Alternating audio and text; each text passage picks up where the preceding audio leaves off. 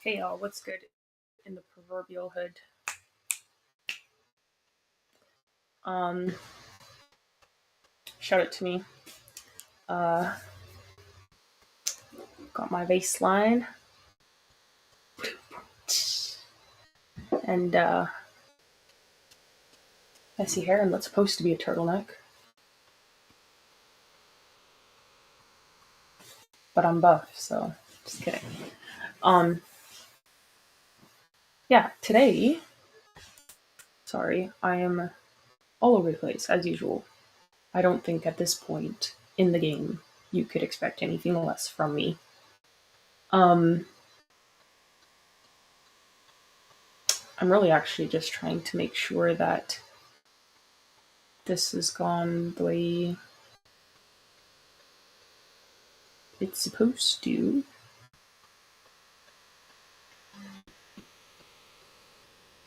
That seems not to be happening.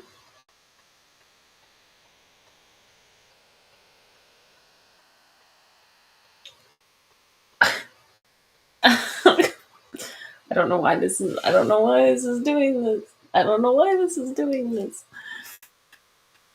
It's driving me up the wall because why is it doing this? What did I say? Okay, I have to rewrite this. I'm sorry. I'm sorry. Um.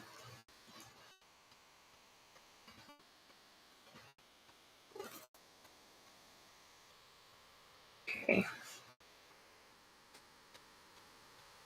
that should be fixed. Should be. You don't know until you know. You know. For those of you who follow me on the Chronicles of My Heart, my Substack, that's what it's called, the Chronicles of My Heart. It's where I give you guys a more personalized view of myself, my inner dialogue, so to speak, genuinely. And I posted for the first time in like 3.5 months today. I've been avoiding it very much. But something came up today in one of the streams that we were doing where I wanted to um, revisit, the potential of sifting through, like, that dialogue, that inner dialogue. And, oh, this is really frustrating. I can't believe this. Well, I can, but, like, I can't. Um, Again, this is ridiculous. Uh,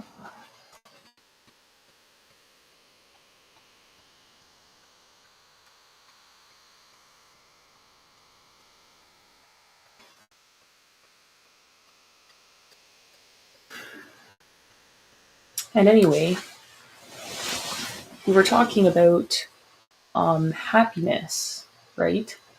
And you know, nothing wrong with people who enjoy happiness, and if it's good for them, it's good for them. Not the light, just turning off. Like, okay. Oh. Wait. I guess it doesn't really make much of a difference, but I'm gonna put it anyways. Ah.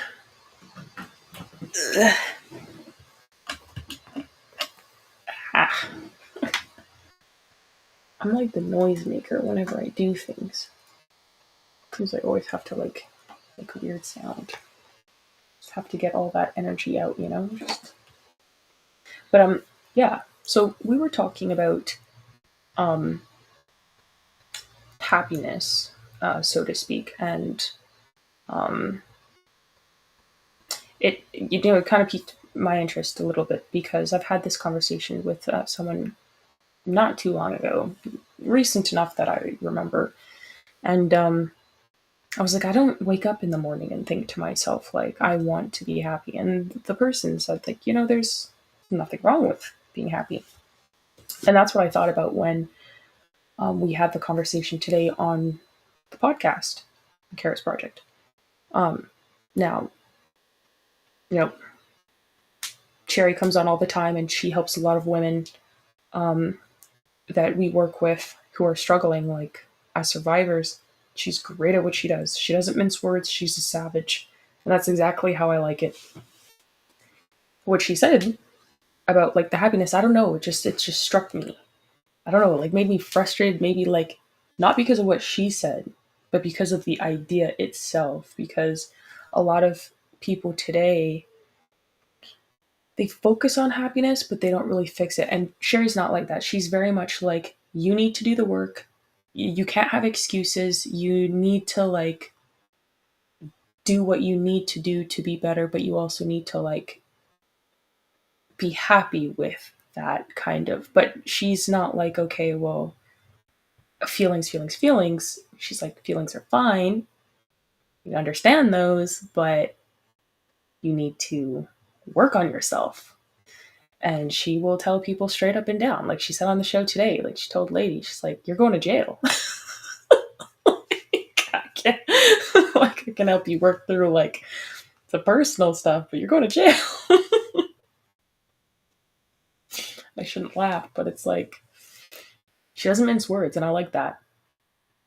But um, where we came to a little bit of differing, what I started thinking was like, okay, well, a lot of the people who actually get the work done, they're creating the circumstances, and they're not doing it because they want to be happy. They're doing it because it's a necessity, and in creating those circumstances for the lack of opportunity for its reoccurrence, in that you find peace. It's not so much even happiness because you didn't even want to do it to begin with, but you're there. You have to do it. You maybe are the one capable for the job. You're maybe the only one there. Maybe you're, there's a variety of reasons, and you do it out of duty. And then you find that peace and contentment in knowing that you've created the circumstances and the environment so that it will not happen again. You have that surety that you've you have no open endings anymore. You've closed every opportunity. There's no moves left on the board. It's checkmate, right? That to me is happiness. The problem is gone away. It's not going to reoccur. To me, happiness is empty if it's not attached to something. Happiness is like empty and filled with void, or even, dare I say, selfish. Sorry. My nose is always dry, especially when I come on here. Like, I don't know. I feel like I'll be looking like Hunter Biden or something, like messing with my nose all the time. Like I don't do drugs, guys, I swear. It's just the weather. It's dry. I don't know. I don't know. So, anyways, without something attached to happiness, it feels selfish and um like void. It feels like undeserving. And then in my mind, I was like, okay, well, happiness without the hard work and without the effort seems like why a lot of women are the way that they are today. And this is not at all this is not what Sherry was speaking of in her point. It's just something that came to my mind because of like my uh recollection of things that I am watching play out. So that's where my mind went. And there she brought the idea of needing to uh, still be yourself even when you're in a relationship with someone, and because then you'll lose yourself. And that I very much agree with, because I notice as soon as, like, for example, I'll give you guys this example, and like this is so bad, but so I've been doing Duolingo, and I was so clutch with like staying in line doing it, um, and then and I think I know what the fall off was. I fell off at the beginning of the new year. I had a really good streak. Before the new year, I fell off, or after, and And then I didn't return to it, and it's been 70 something days, and now Duolingo's looking at me over his shoulder like every single time, like just reminding me like, how dare you abandon me. And like he be cussing me out low key, you know, like Duolingo gives his little like snarky remarks. Duo, the little owl, gives his snarky remarks, and then if you don't listen to him, he sends his friends with the notifications telling you how much you suck for not coming back to the app. And then that gives me anxiety. So then I'm like, I'll avoid it. I'll avoid it. Um, and I know that I should do it, but then I don't. And I know why I fell off, but not doing that for so long, practicing the languages that I liked doing, uh, really kind of like messed with my vibe, which makes sense because, and I hate using the word vibe, but it's like my standard operating procedure was messed up because I wasn't doing the things that I enjoy that make me feel fulfilled in some sense, or, you know, and sometimes you can get to the point where you're doing things and it very much feels like what you're doing is automated. And I actually like a lot of automation, but it can get to the point where you feel like you don't even enjoy this stuff anymore. Like everything is a chore to you, and that's part of the reason where I was just like, "No, I don't want to do any of this right now." Like there can be so many other things happening in the physical world that your internal world kind of just like takes a backseat and steps back and is like, I'm not dealing with any of this right now. Like until this like physical chaos slows the hell down, I can't focus on that. And that's kind of how I am. If there's like so much random chaos, I'm just like, oh my gosh, like physical random chaos. I can handle like mental, emotional, like um, you know, future predicted chaos kind of things. If something like just comes out of the blue and just like hits me on the side, I'm just like, it takes me back like a lot. And then my internal like routine or like machine kind of just like halts a bit, and it's just like, how do we mitigate? How do we recalculate the plan? We didn't calculate for this. How do we fix it? You know? And so then I slow down with other things, but then that messes with me because then you don't feel much like yourself. But when I think about it, the reason why I mention this is because when I actually think about it, I don't feel happy even when I do the things that I enjoy doing. And we talked about needing to be happy with yourself before being happy in a relationship with someone else. Or, and I think that that's not even like romantic. I think that's platonic, romantic, uh, interpersonal, like family or otherwise. Excuse me, sorry. But I still don't think that way. And I can't even say feel. I don't think that way because, and maybe I'm wrong. Maybe I'm wrong. I'm really thinking about this and considering, like I'm trying to be really reflective and think about this because it's like, why, if I'm capable in all the ways that I need to be, in all the ways that I want to be, and I'm constantly growing those things, except obviously I took a step back with the languages and other things. Um, why do I need to feel something in association to those things to be successful in my relationships with the people around me? Romantic, platonic, family, interpersonal, otherwise. Why? Especially if I'm outperforming everyone around me. That's kind of where my mind is. And then I'm like, okay, well, maybe it's something else. Maybe it's the fact that you don't need to have something produced. Maybe you don't need the proof in the pudding to be um, happy. Maybe you're not justified by your capability. Maybe you are justified by existing. Maybe there is happiness in just existing. But I don't accept that position. In my mind and in my heart, in my very being, I cannot accept the position. I don't think ever where I can be at peace with myself and who I am if there's no capability backing the feeling, if there's no circumstance that's being created for me to justify the feeling. And I think that there's a lot of people right now in life who they will feel peace and contentment in chaos, and they're just like, oh, I'm just happy with life, I'm happy with who I am, and I just, I'm happy with who I am. That means I'm healed. And then I'm also now happy with my relationships with people around me because I just feel good. I just feel good because I feel good. And I'm like,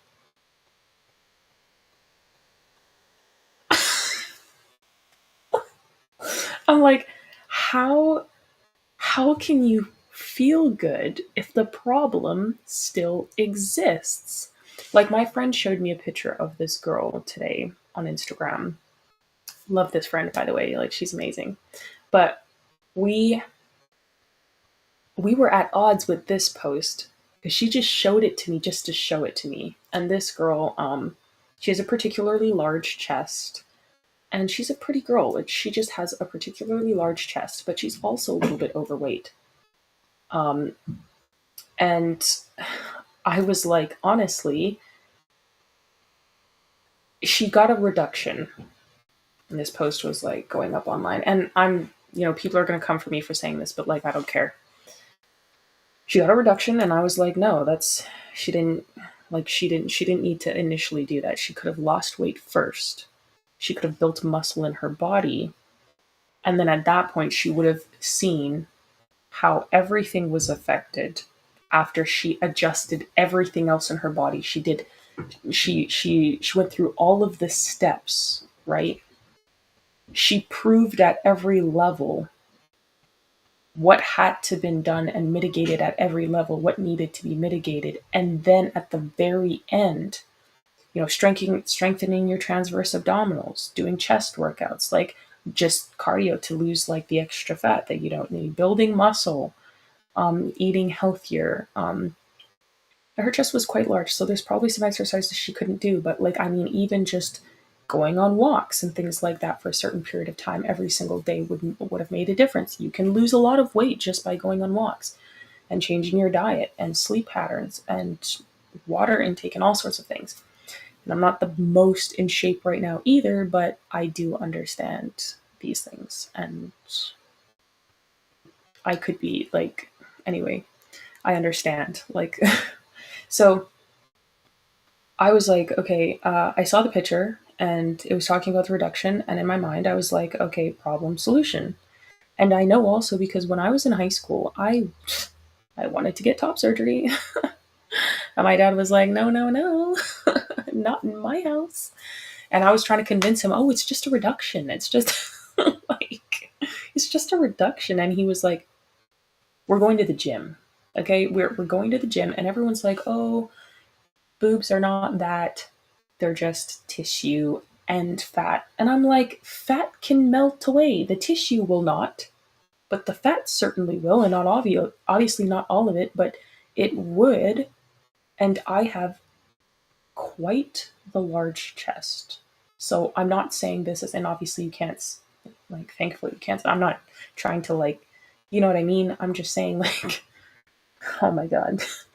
I'm just saying that I'm not saying this as someone who is just like an itty bitty person. Like, I understand what it's like to carry a heavy load on your back and all these other things. And I understand the things that I also did to reduce some of those issues.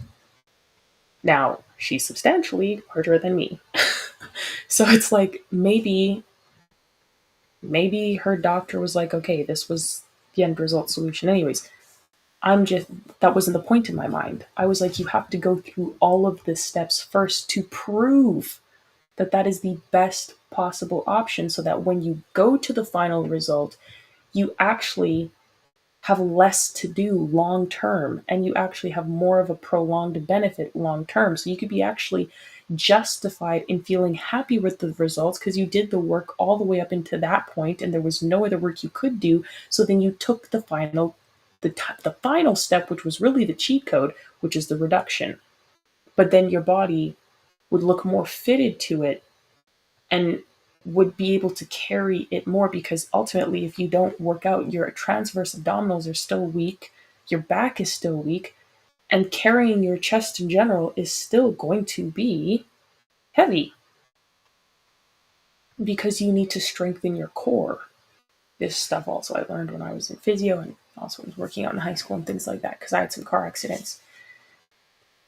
And so it's like, to me, I'm like, okay, several steps were skipped just for you to get here. And it's like, and my friend was like, okay, well, everyone takes the cheat code. I'm like, well, if everyone wants to jump off a bridge and die, So it's like, to me, when I hear happiness, that's what I think.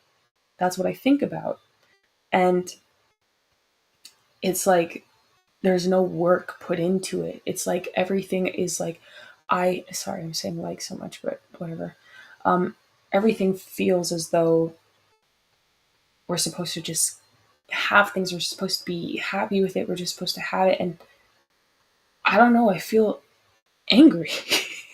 Like whenever I hear about happiness, and I don't know, maybe I'm in the constant state of anger. Maybe I only feel extreme anger and extreme calmness. I don't know. Like, I don't know. Maybe I'm the jerk for, not regarding happiness that much. I just I cannot feel at peace unless I can prove there's a reason for me to feel peace.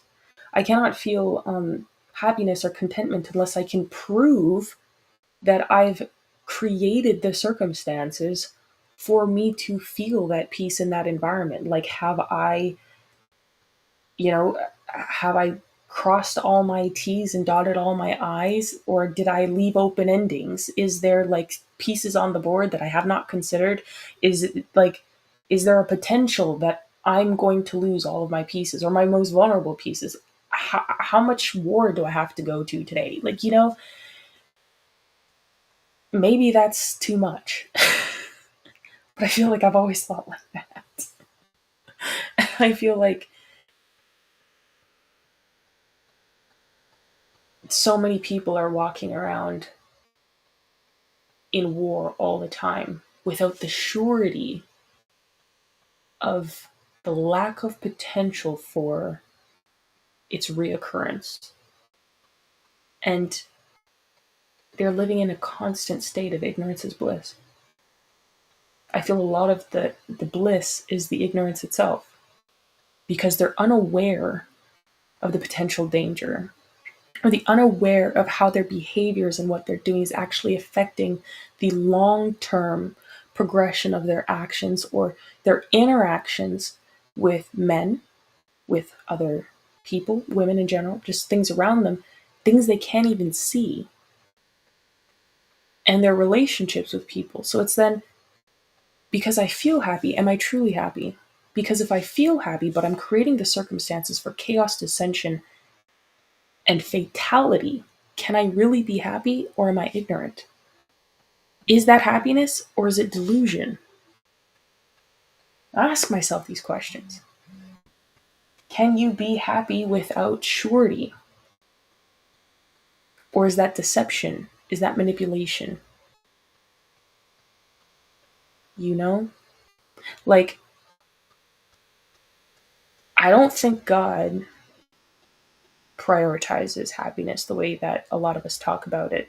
And as Christian, we put things in duty. And I'm not saying that happiness is, you should never feel happiness. Happiness is circumstantial.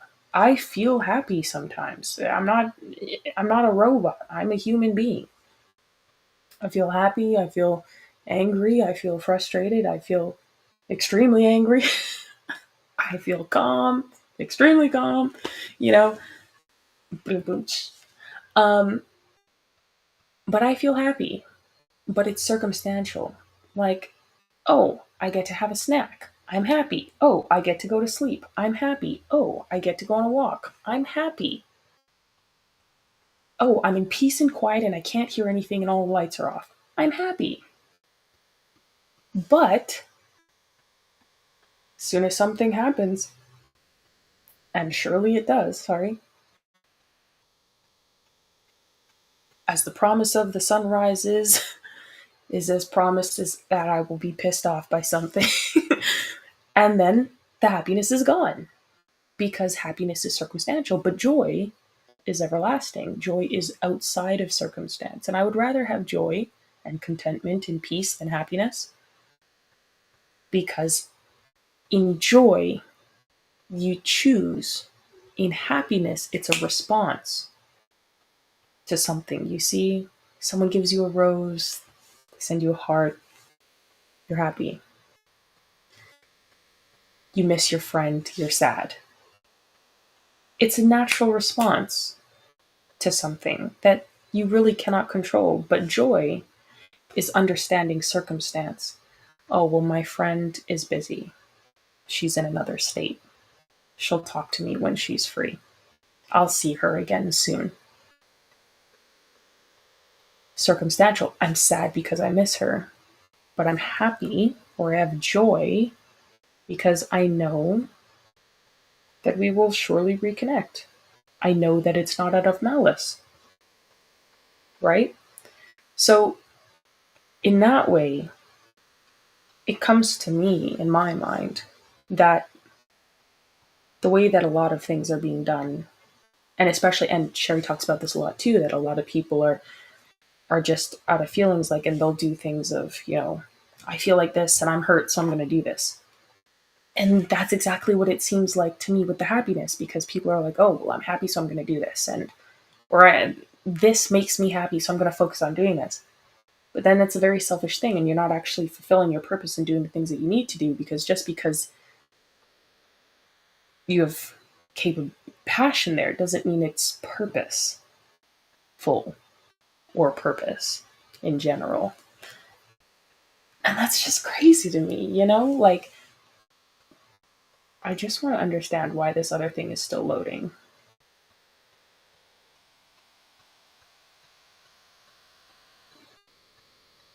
That's really frustrating.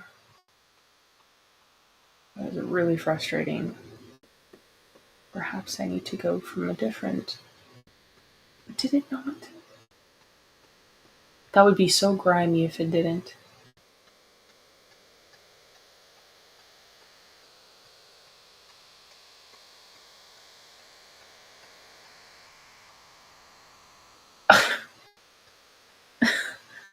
Not the. Oh no.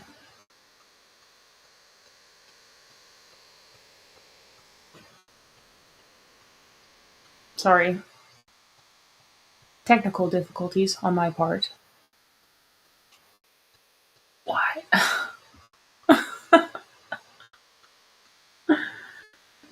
Oh, okay. I don't know why this other one is doing that. Okay. You said yes. Aware. Why do I not see it? Okay. You said yes. Well aware. One of the YouTube shorts you posted a few weeks back, the black turtlenecker shirt was sheer, sort of, if that's the word fabric. It's particularly.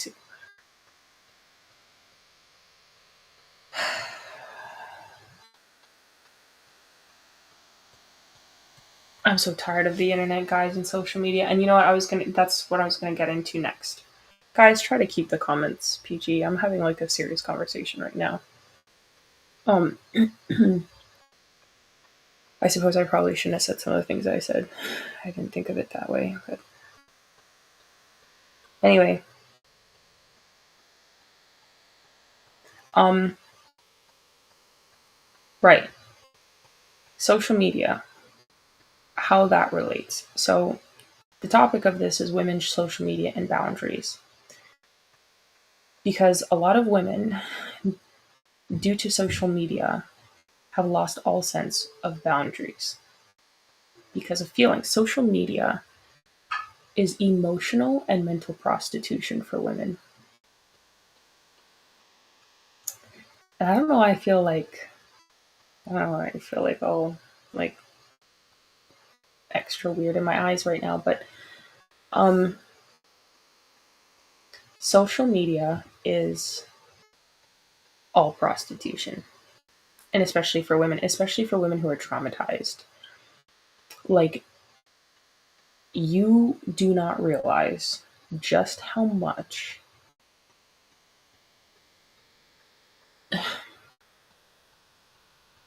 social media is set up in a way in which women are meant to get emotional and mental hits and payoffs from the interactions, the likes, the comments, the shares. And I understood that very much. But when women start to like someone genuinely, and I always said, like, okay, well, I'm not going to delete social media. Like, that's just dumb. Like, I could care less. Like, I would be like, "Ah, okay, well, if I don't want to be on it that much, I'm not going to be on it that much." But when women start to like men, when they start to actually appreciate someone, they don't want to be on it anymore because they then will start doing their post as they were, just in a more like um a more I don't know, in a way that is not as intentionally like out there as they were before, or like they'll be a little bit more reserved, and then they'll get attention that they were not expecting, and it'll instantly enrage them because then it's like they're offended to receive attention from anyone else. They've put something there, so then eventually they're just like, I just need to cut this off because it's making me angry, and I can't create the circumstance in which I can put the posts out that I want without receiving, the feedback that I'm receiving. And so they usually tend to get rid of it, and they're happier that way. And I'm starting to think, like, you know, in regards to happiness, perhaps I would be happier if I spent more time doing the things that I enjoy doing, learning languages, practicing the piano, art, um, oration, writing, going out for walks and runs, creating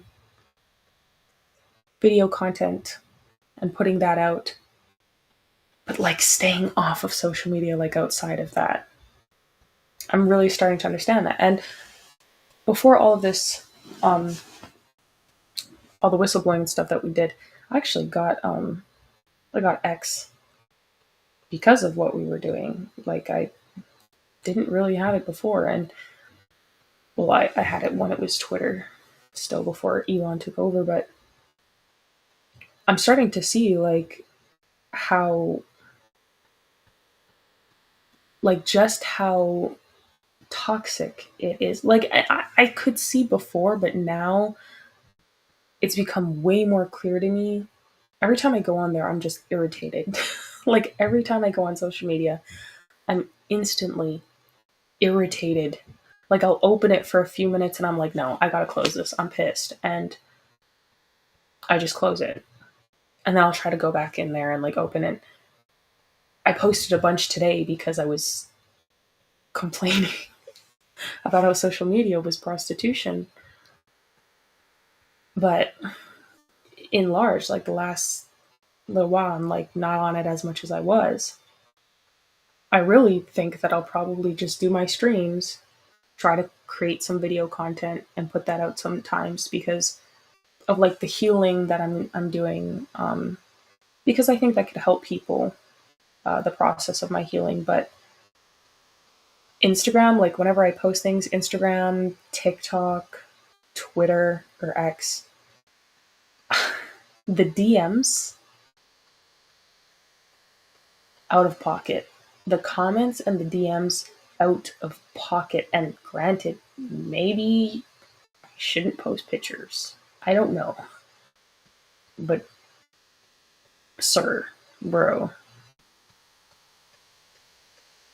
the point is that, especially if women are, what I'm coming to realize as well, especially if women are traumatized, they shouldn't be on social media.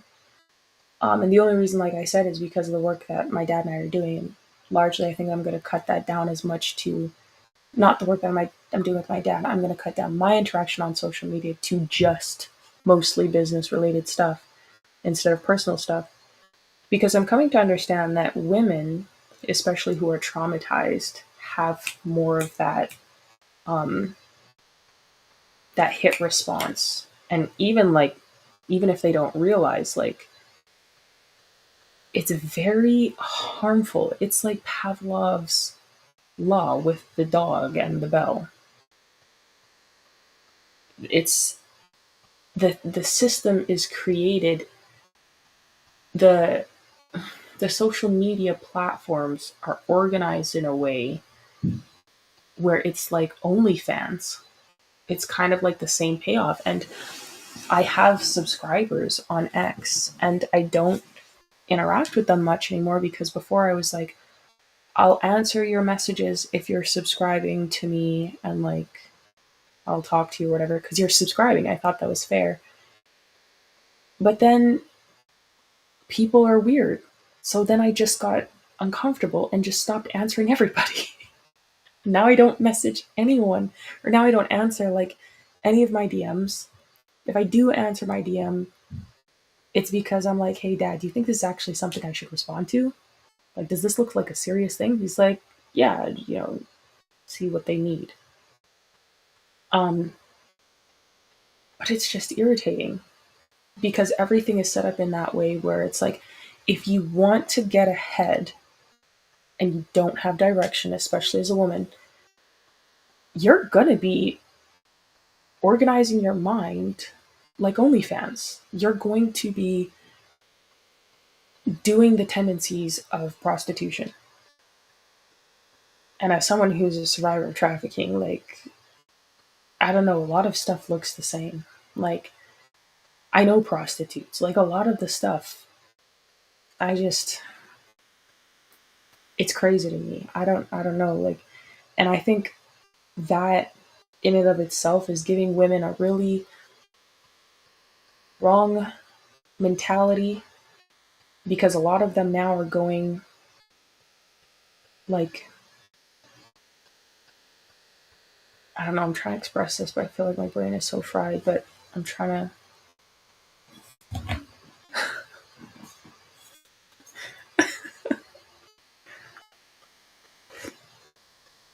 hot, sorry.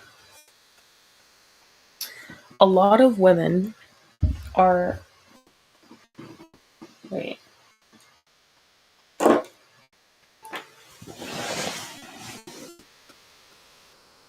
they are going out of their way to do things that cross a lot of boundaries because social media is giving them like hits like crack, and they're now feeling emboldened to do a lot of things like with men, like chasing them down and things like that. And I just feel weird. Like, there's a lot of things that I won't do, not because like I'm rude or nonchalant and things like that. A lot of things I do because I don't want to cross boundaries. Like, a lot of things I do because I'm like, I think as a woman, like, it's not my place to do this. And not because, oh, oppression or nothing else. It's like, because you need to respect people's boundaries. You need to respect men's boundaries being different than women. Women need to respect the boundaries of other people, especially if you're traumatized. It's very easy for you to cross boundaries um, unwittingly, which is why it's nice that, everybody practice boundaries, because where you might fail one day, someone else will make up with it by holding their boundary, and vice versa. That's teamwork. Teamwork makes the dream work. Um, but a lot of women, they're operating under their own guise, I guess, out of feelings, whatever makes them feel good. And then they'll go and they'll start, um, what's the good word or a decent word? They'll start like imposing themselves with people and doing things that are like reckless, that kind of that give off the they give off the impression with their actions that they're actually disloyal, and that's not their intention.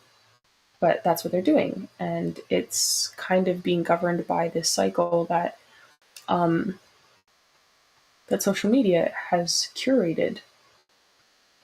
And it's easy to get warped in that, because then when a woman goes out of the boundaries, and is like kind of chasing after guys, a lot of guys say that they like that, but I don't believe that's true. Like my dad says that if a woman chases a man, like he's gonna he's not gonna respect it, because men like what they work for, and also men, if a woman chases them down like that, they're gonna be like, well, how many men is she chasing down like this? Like she's disloyal, and that's actually true. As a woman, I can say that's actually true. So that assessment from a man is correct. The actions, but because women are doing these things, then they're also seeing a multitude of options that they think are legitimate options, but they're not legitimate options. And you get like the variety of like the DMs, the likes, the I don't know, whatever they're getting, right? And it doesn't equate, because just because not everything that glitters is gold, like not just because it's there doesn't mean it's good, and just because it's there doesn't mean like it has a value. But because there's so much access all the time, and it's so easy to just like drop in the DM of someone else, and reach out to them and be like, hey, like I like you, like let's go on a date, or hey, let me fly you out here, or hey, let me take you out for dinner, or like breakfast, or whatever else. People say weird stuff. I'm like, why would I ever be in a situation where I'd be next to you at breakfast? Like, where did you come up with this idea? This is weird. Um, and there's just so much, like, it's just so, and there's people that will do this stuff. There's guys that will do this stuff, and a lot of the guys are lonely, it seems, and they can't find good women, um, because of how social media is like curating the environment that women are feeding into, and they're like desperate when they do see like a girl that's actually good. I'm actually shocked when I see men with discipline. It is extremely attractive. But I'm shocked. Like, I'm shocked because I'm like, okay, like, but relax. Because what the heck? But because all the guys are constantly like, oh, let me fly you out. Oh, let me like do this. Let me do that. And it's just like, why are you weird? Like, why are you a weirdo? And so like women will think that, and for men probably who have money, I don't know. I'm poor. I don't know. Like I don't know, and I don't care. But like for men who have money, that's probably like another Tuesday, like buying tacos. I don't know. Like I don't know. Like I don't know why they do that, and I don't know why like it's so common. But maybe because social media, like now you can know someone in Africa or Europe, and I just saw Whoa Vicky, she's back in Africa after accusing some guy as a joke of trying to kidnap her. Now she's back in Africa, except in a different country. I forget what country was in there before, and now she's back again. And it's like you can easily do stuff like that. Like you like someone in Africa, you can fly to them, or vice versa. You like someone in Europe, and there is a benefit to that. There is a benefit to that because the connectivity that we have is great, right? It's not like people weren't sailing across seas for people before, when the voyagers were sailing across the ocean and they would meet people. It's not like they were sending for them to come back to where they were and vice versa, because that was always a thing. Except it's a far easier foot now to get at any corner of the earth someone that you're interested in. And just because they do that doesn't mean that they're actually going to be a serious contender. And they're not going to go through the same courtship processes or processes, to show that respect for you and your family. Like, speaking to your father, for example, to be like, hey, I'm talking to your daughter or whatever, or I'm interested in her, blah, blah, blah. And there's many men that might do that. But the point is that a boatload of options doesn't mean a quality load of options. And that is also why social media is prostitution. Because, like, for women in large, because as soon as something doesn't go the way that a lot of women want, they're like, okay, well, I have like all these DMs here and I can just pick one. And if they thought about it rationally, they'd be like, okay, well, just because this is here doesn't mean I'm going to be satisfied with this option or this result. They just feel good that the option is there, not even like thinking about the circumstances of what might happen in the long run of what they do in that moment.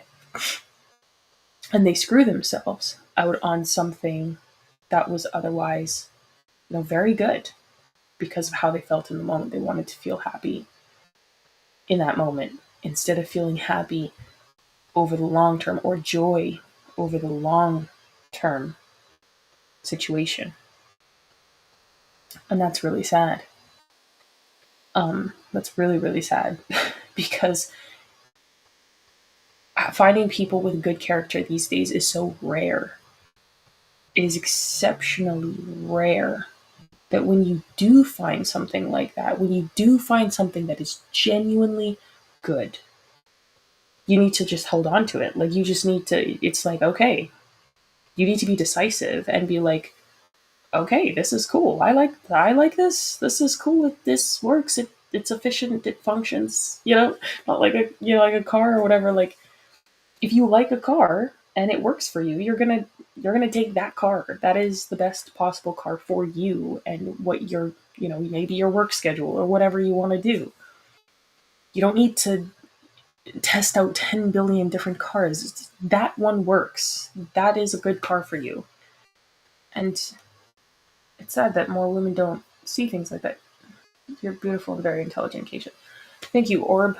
Uh, the grace of God and my father alone, my capability and intelligence. Thank you. Um, you said you have the best tweets. Love your content, Kaysha. Lol. Thanks, Fezki. By the way, what does Fezki mean? Um, yeah, and why?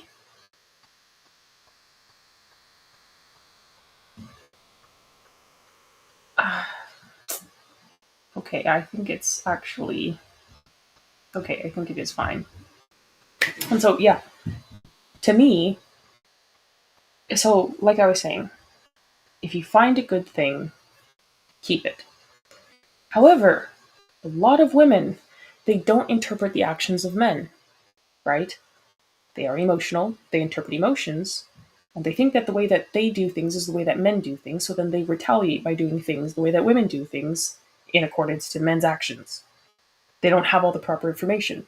They don't have all the steps to prove that this is why this was done, or this is why the circumstance is the way that it is, and they make an action out of ignorance, and then they regret it later because they think that that action is actually going to solve the outcome that they're seeing in front of them, not knowing that the outcome is not even what they think it is, right? So then they have problems. And then they start crossing boundaries because they're like, I want control now because I feel unsafe. I feel unhappy. Unsafe because my emotions are now at risk because I need to feel happy. I need to feel good. And so how do I do that? I push past those boundaries to get what I want. And if it doesn't work, then I'll push past those boundaries with someone else to get what I want in that moment, to feel good in that moment. How can I get the next hit?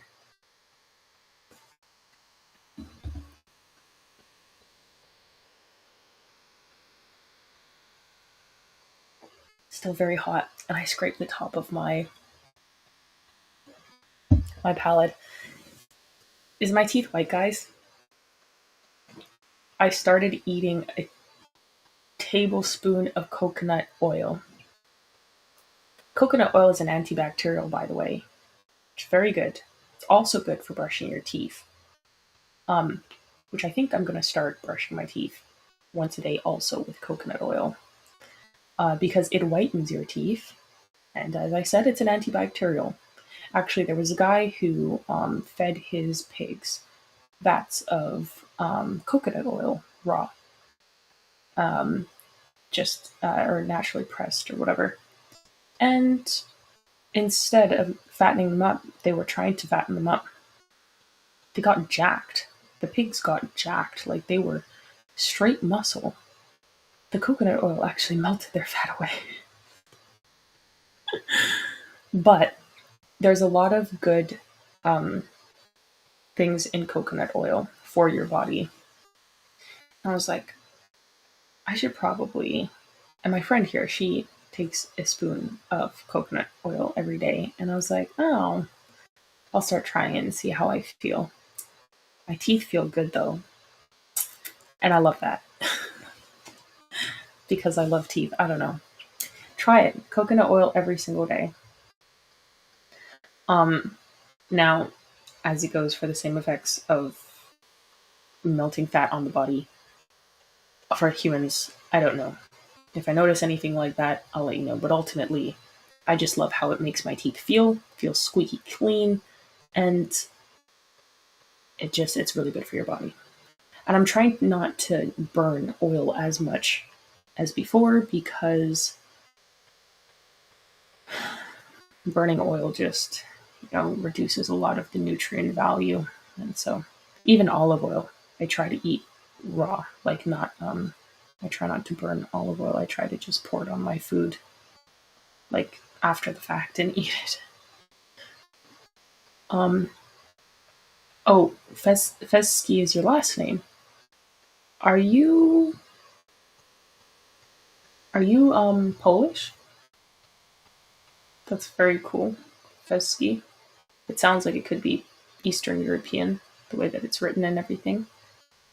Yeah, but the thing here is, I'm also going to read a little bit of Isaiah after this, and also the Great Controversy. Why not? Because I got to get some God in here too. But I posted a photo the other day. Some of my friends were like, Kaysha, that was off the wall. It was actually insane. And to be fair, I could have worded it slightly differently. But I was like, in the moment, I was like, and it was dumb. I'm not even gonna lie, it was dumb. In the moment, I was like, I would look so, like, beautiful with like a baby in my tummy, like a pregnancy, like baby, And I said that, and I got like all sorts of DMs and like messages, and I was just like, okay, I was like, okay, I'm done. I'm obviously stupid. Like, I was like, that was retarded. Like, if there was ever a retarded thing that I did, that was retarded. And I wasn't even expecting that response, honestly. I should have thought about it more, but I didn't think about it. I was just thinking about, oh my gosh, I would be so cute pregnant. And anyway, so then I after that I was like, no. I'm starting to see like a lot of the problems. And now I'm like, okay, well, I can't even. Now I'm like, I don't even really want to post photos. I don't even really want to put like, and I can post a photo that's gonna with like a better caption, like, oh, I hope you guys have a good day. But now I'm just like, I don't even want to post. I don't even want to post photos and have the potential of anybody saying anything. Even if it's not, even if it's more like gentle and more like, I just don't care anymore. Like I just don't want to, I don't want the option of even seeing it. So now I'm like, I just gotta stop posting the pictures. But again, You said half French, half Polish. Very cool. Mówisz po polsku. Or parlez-vous français? Which one? Quien? Is that which one or quel? Quel? Quel d'autre? Or which other? What languages do you speak? Um, so I was right. I'm pretty good at guessing that. That's pretty cool. I'm really good with guessing ethnicities. The point here is though, like, if you do usually have guidance, and I a lot of the things I'm really restrained with a lot of my stupidity sometimes because, well, I don't even think there's not even really anything that I want to post that's off the wall. It's not like I'm out here in bikini photos. I don't wear bikinis or anything like that. I really don't care. It's just even things that I would have otherwise not even thought about being a problem. Sometimes my dad's like, no, like that's not that's not going to get the result that you want. And I'm like, oh shoot, my bad. Of course, some things you do think of, and some things that women do very innocently. And I'm not saying that this is the case for everyone, because, like I said, like if you're out there posting bikini photos, you're gonna understand that you're posting bikini photos. Like, but there's a lot of things that you do that women do very subtly because they don't care about things the same way that men do. They don't care about the same things that men do. They, I can't say they don't care about things the same way. They just don't care about the same things that men care about. So a lot of things that they do is it just doesn't matter to them because it's not in their mind. Some things women do they think is very funny. I've seen women do this online where they'll post a video or a picture that they think is hilarious of them and the girls or whatever, and they literally think it's hilarious, and men are in the comments just like thirsty, just dehydrated, like it's the Sahara Desert, and women are sitting there like, what the hell? And I've commented sometimes like that's something that should have stayed in the group chat. And then there's some things that I say that should also just stay in the group chat. Because not everything needs to like be out there or whatever like that. But then again, that shows the difference in the way that they think and operate in their standard operating procedure, which is why women, and again, that's something that they do, like, because they're I'm just having fun. I just, again, feel good. This makes me happy. And then it's like, that's why for women, it's so much easier for them to come to this kind of like exchange on social media of like prostitution. And I think that if you've ever been like an actual prostitute or a survivor of trafficking, or you've had any literal trauma or anything, you're gonna see like that the system is literally outlined in the same fashion for you to, like, for women especially, to get where they need to go and do what they, by doing a form of emotional and mental like prostitution on these applications. The way that you have to share yourself, it's like the way that you're constantly sharing yourself and like putting yourself out there, and like, sure, whatever, if you like that, by all means. But it's just like, I am actually a very natural, more private person. I hate how much interaction there is online, and like how much like people think that they're obliged to know like things that they really should not or know or whatever. And I share a lot too, but I share things like out of purpose of like application, not just because I'm like, oh, I feel like sharing this with you today because I want to be your friend. It's like, no, I could care less. I don't. Like, I don't. Like, That kind of like openness makes me kind of angry, actually. Makes me very angry. And I think for a lot of women it does. I think that that kind of women are naturally very reserved. Like very naturally. I mean, I'm a substitute teacher and I watch children. I did early childcare learning as well, uh, from babies all the way to grade 12. And the women, although they're chatty with each other and stuff, like they tend to be a lot more quiet than the boys, or reserved, if you will, reserved. But when it comes to interactions with men and women, men will be having conversations with women and they'll be like, well, what are you doing? And a lot of men, they'll complain that women suck at having conversations. It's because they're reserved. They don't feel emotionally or mentally safe yet, and they don't want to give that. Sorry, excuse me. They don't want to give that yet to somebody, that information, because they don't know if they can trust you. And so they give like short answers like, oh, what are you doing? Oh, nothing much. Okay, well, and what do you really say to that? Like there's nothing really you can say to that.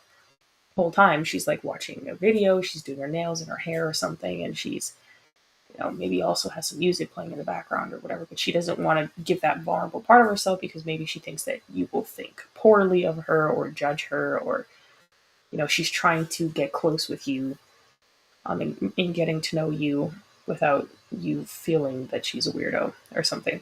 You know, girl stuff, whatever. Girls are naturally more reserved.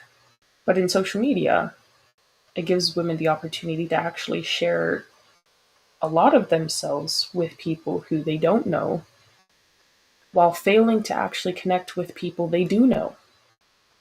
So a woman will have a problem in her interpersonal relationships, and then she will go out.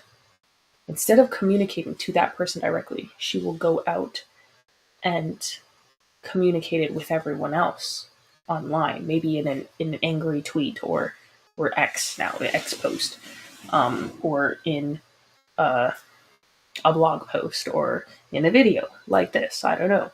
Um, there's whatever, right? Because it's easier then to share with a bunch of people who's going to give you exactly what you need to hear, exactly what you want to hear, when you want to hear it. You'll get the likes, you'll get the comments, you'll get everything that you want, and you don't have to worry about the potential rejection.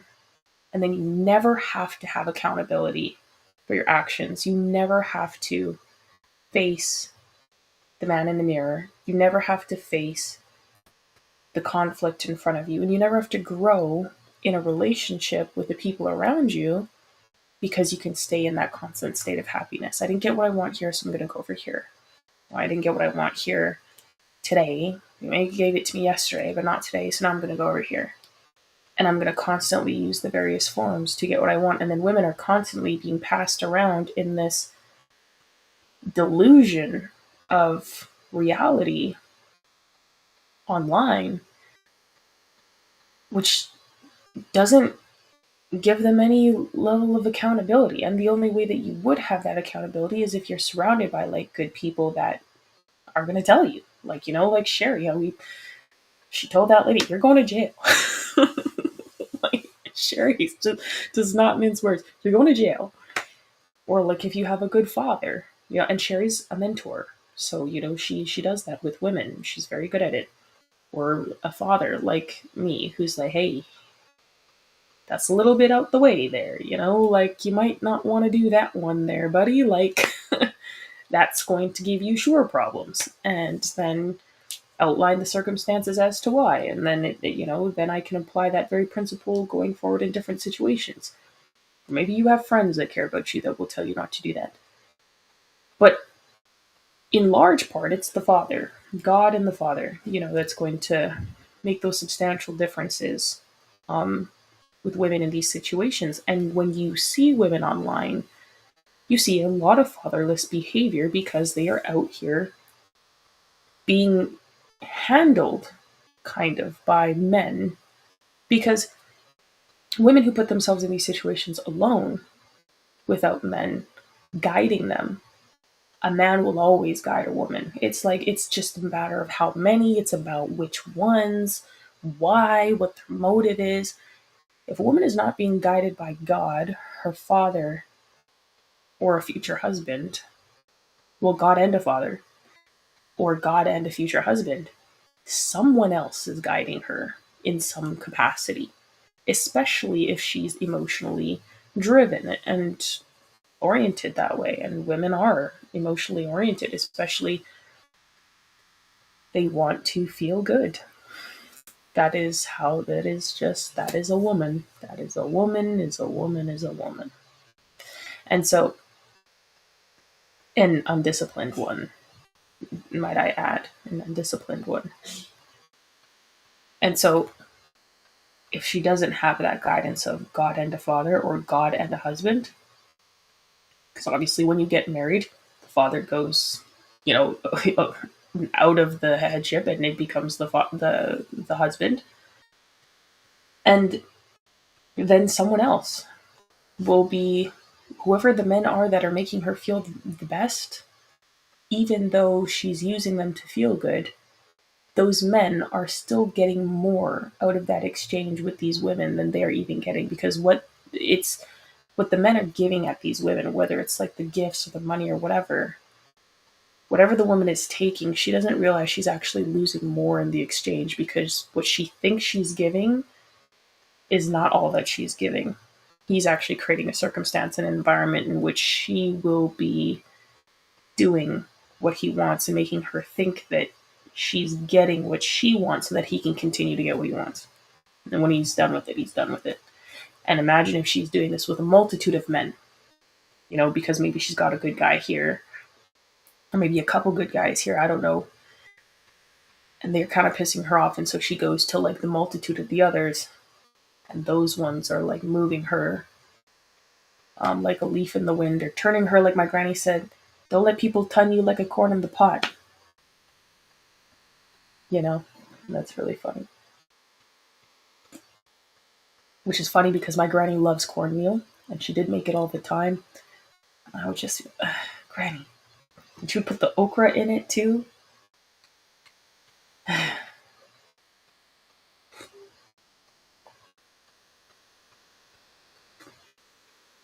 Whenever I came home and I smelled cornmeal and okra, I was angry. If I smelled cornmeal and okra, or pasta, or spaghetti actually, I was angry. My granny loved that. She came to Canada, all she ate was pierogies, Polish and Ukrainian pierogies, or spaghetti, lasagna. We was Garfield. Lasagna, or um, what is that again? Cornmeal and okra. You said your dad is on here? I'll be on my best behavior. I don't know the language at all, just American. Well, that's fine too, my friend. My dad is on X. Yes, my dad is on X, and I mean like the work that we do together on the platform. Because we're whistleblowers and we run the podcast together. This podcast is mine. That's why it's called Real Talk with Kaysha. But he comes on sometimes, like he was on the last stream. I pulled him in to finish up with me, which was pretty cool. Sometimes I do that. But wait.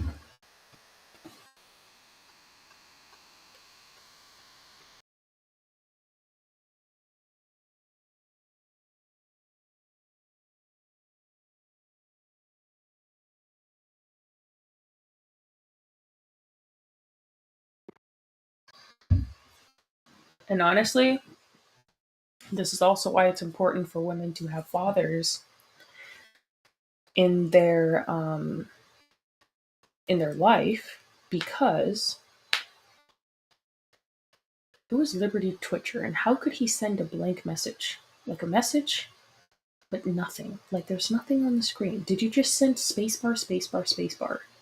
Anyway, um, having fathers in your life is particularly important because a woman who has a father in her life, even if she has, these moments of happiness and sadness and, anything in between, like I said, for me, it's like extreme calmness or extreme anger. Like, it's just, like, if I had to get there, it's like, because, like I said, you proved every step of the way that you went through every single other stage. And, you've proved that you've done all the work up until that point, and now this is what needs to happen.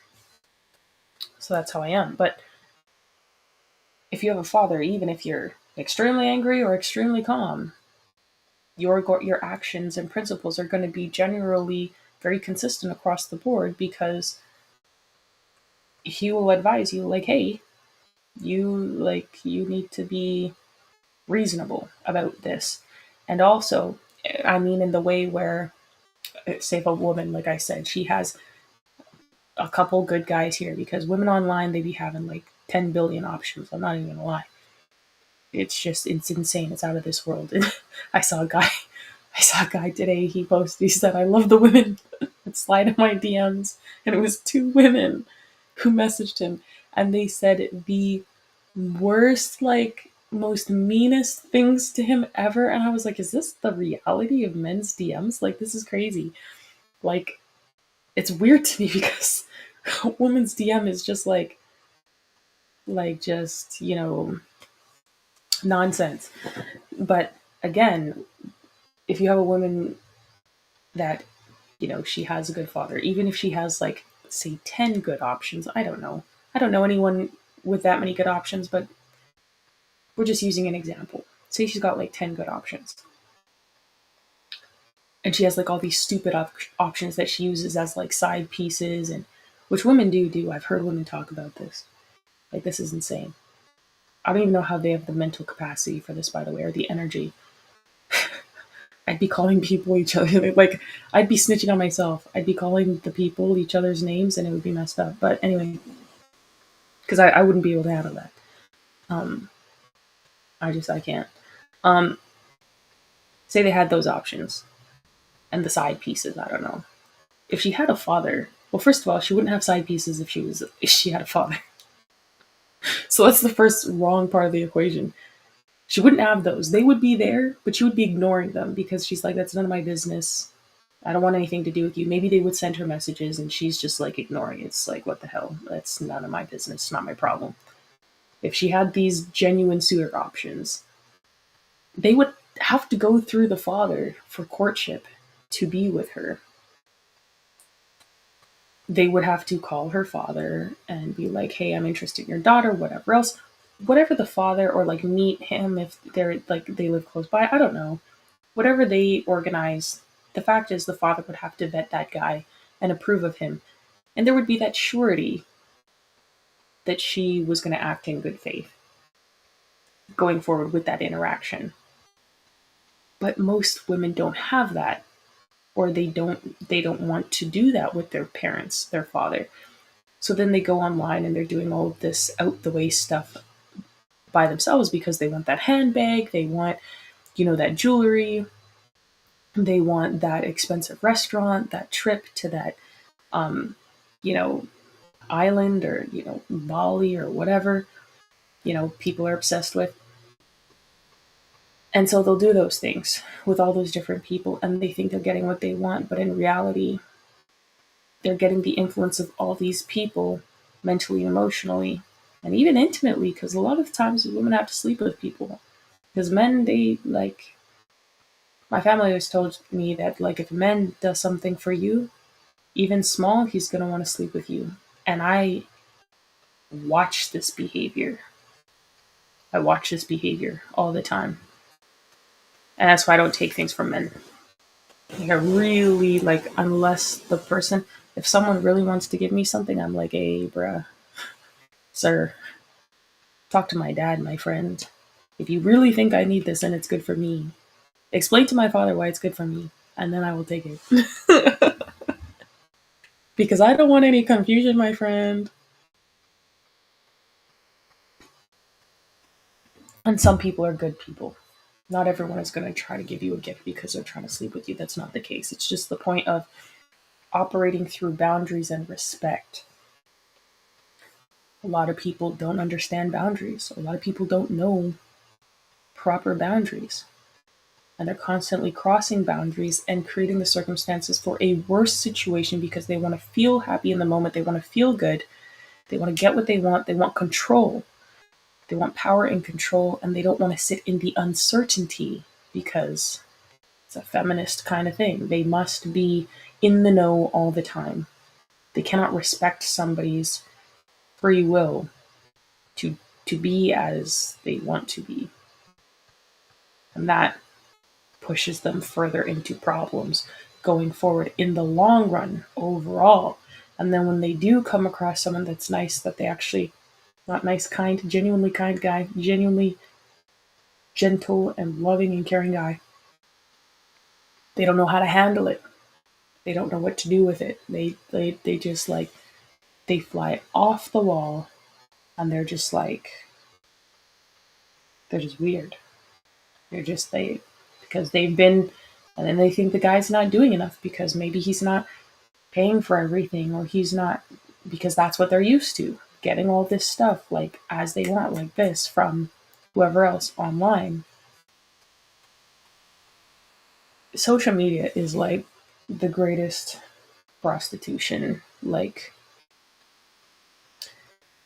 the greatest prostitution, the smartest and the greatest prostitution for women. It's setting things up so that women will prostitute themselves. And they'll enjoy it, and they'll even fight for their ability to do it. The greatest slavery that they say is the one that you believe that you're free, the slavery of your mind. Like, our mentality today is so warped. The dating scene and everything is so warped. Everything's prostitution. And it's so easy to play into. Like I said, I post the other day. I really didn't mean it like anything messed up. But one of my girlfriends were like, Kaysha, whoa, whoa, whoa, whoa, whoa, whoa. Honey, are you good, honey? Are you okay? And I said, yeah, girl, what's up? I was like, oh, I didn't even think of that like that. She's like, I know what you were trying to do, but she was like, I know what you were trying to say. And I was like, yeah, you're right. You're right. Relax.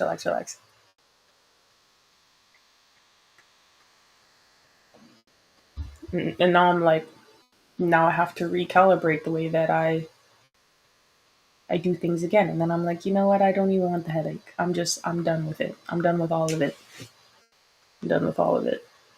Because it's so easy to do something like that. I'm like, I should have just sent that picture to my friend, and she could have like laughed about it with me.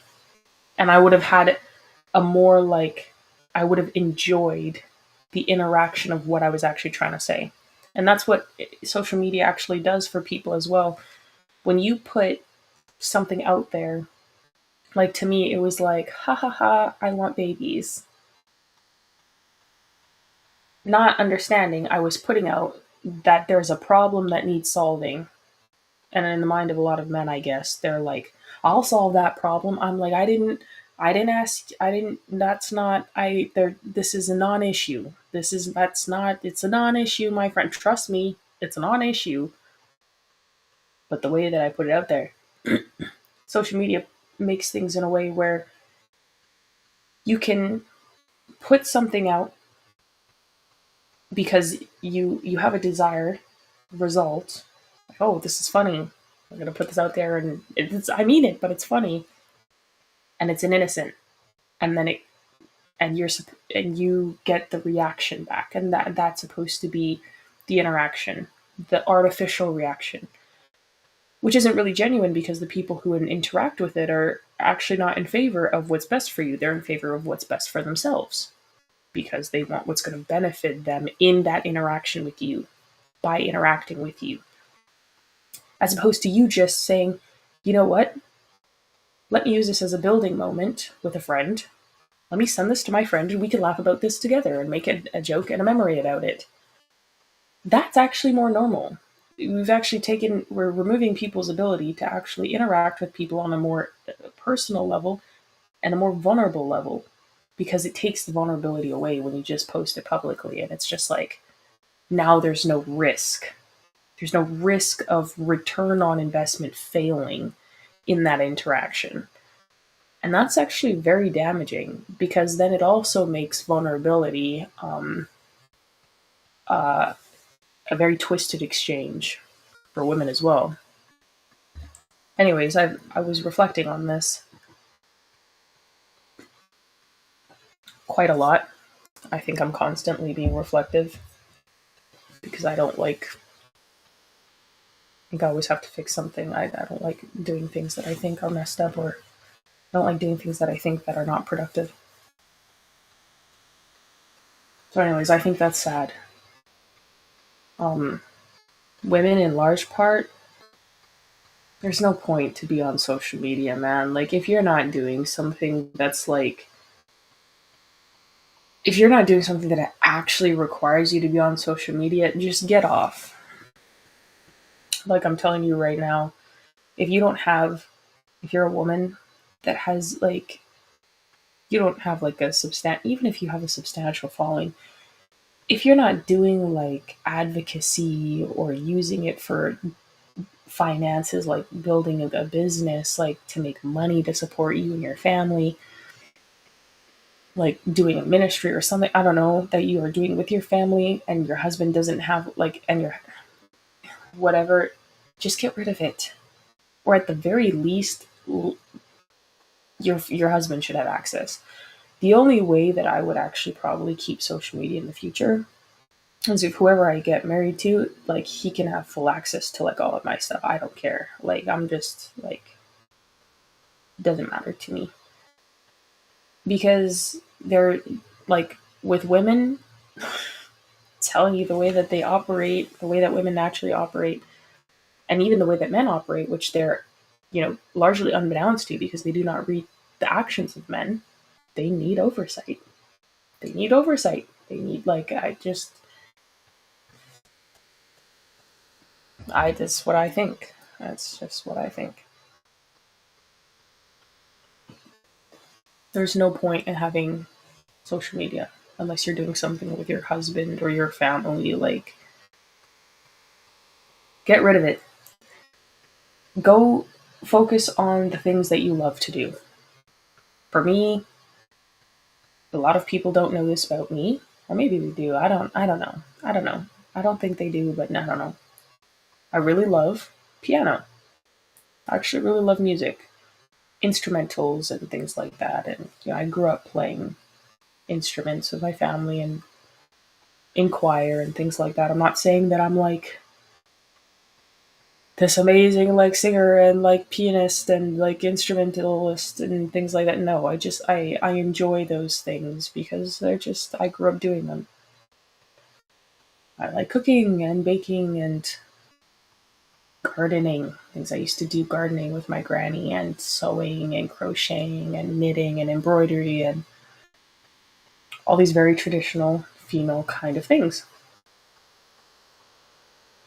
And art. I quite like art. I used to paint quite a bit. But if you are a woman that has, whatever you're good at, maybe you have a farm, maybe you do carpentry, maybe, I don't know what you're good at. Maybe you're a good writer. I enjoy writing too. Maybe you're a good poet. Maybe you're a good chemist. I don't know. Whatever you're good at, go enjoy doing those things as a female and enjoy the soft life of being a female without all of the chaos and destruction that is the internet and the degeneracy. Like, there's nothing good that comes out of my interactions online. And it's not even like I don't even follow weird people online. I don't even follow weird people. I follow a lot of patriots, a lot of conservatives, a lot of Christians. I follow some people that I don't even agree with everything that they say, because I like the work that they're doing. I see that they're disciplined and they're decent individuals, and I actually like that. and they outperform the people who are conservatives and Christians. So I respect that. But there's no benefit, there's no return on investment. I'm not learning anything on social media. Like, I'm not a better person after the end of the day leaving social media. I feel like there's so many things that I have to filter out of my mind. It's like, what's the point? What is the point? And I'm not saying that, like, okay, well, everyone shouldn't have free will to do whatever they want to do. That's not the case. Everyone needs free will. If you want to have social media, you are well within your rights to do that. I'm just saying, think about the return on your investment. Think about, if you really want happiness long term, if happiness is the contender that we are trying to justify, then think about the long term progression of that happiness and how you can fortify or strengthen the same. The answer is probably not social media. The answer is probably filling yourself up, like your cup, filling your cup by doing all the things that you enjoy doing, uh, the things that you think make you better as an individual, things that make your character greater or help you to become the person that you want to be, that you need to be, whatever that looks like. Because I don't know, that's between you, your God, and your family, or whatever you believe, right? I cannot change that. It's just the fact remains the same that you are better in life and your life is more fulfilling, more joyous, or even more happy, if you will, if you are producing the results of things that you actually enjoy. And it would make everything else seem less empty.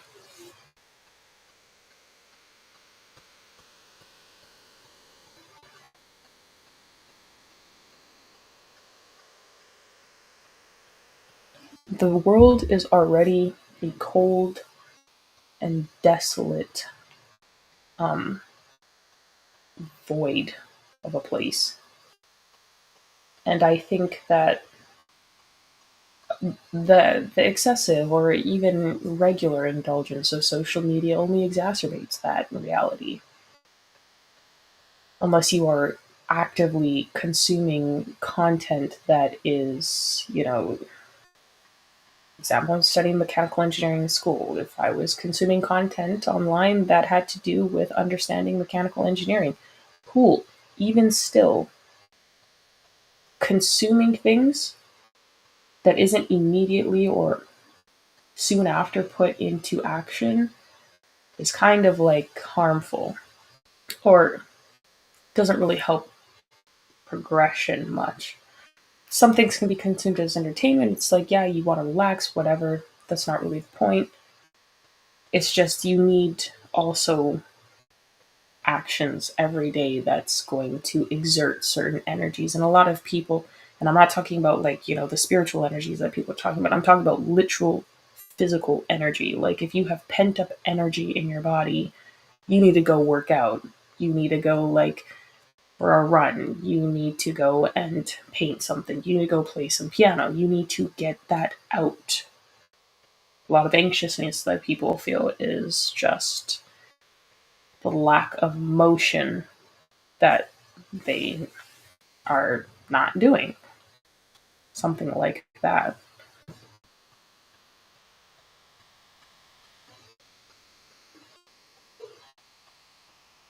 Also, um, less social media means more sleep for a lot of people.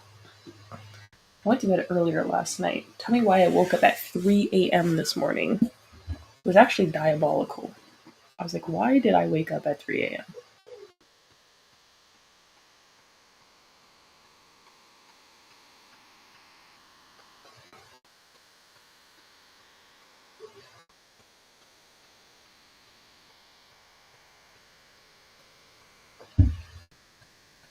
So I'm going to read, I think you guys kind of get the point of what I'm saying, or how I was trying to like put those things together.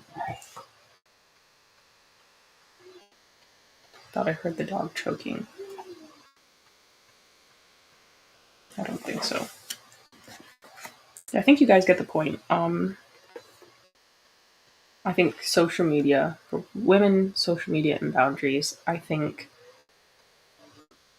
the whole thing is really contributing to like a circular kind of problem on purpose to get the desired result that we're seeing, and the lot of it is prostitution, like in various forms, be it literal prostitution, mental, physical, like emotional. Um, it's all prostitution at this point, and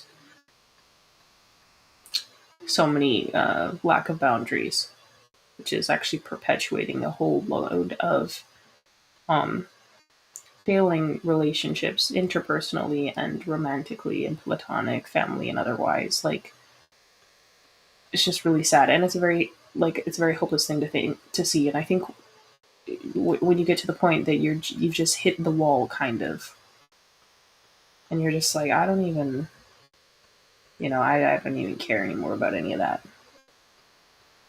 Just at the point where it's just like, whatever, man.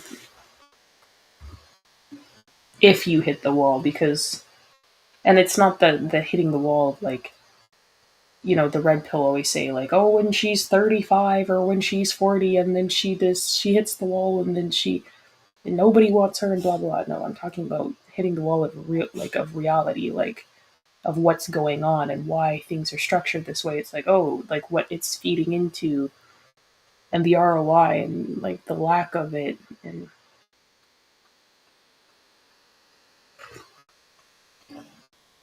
then you're kind of like, when you get to that point of like understanding, but then again, a lot of women can't get to that point of understanding. And I think this is a huge importance, where you could almost argue that happiness is a part of the solution.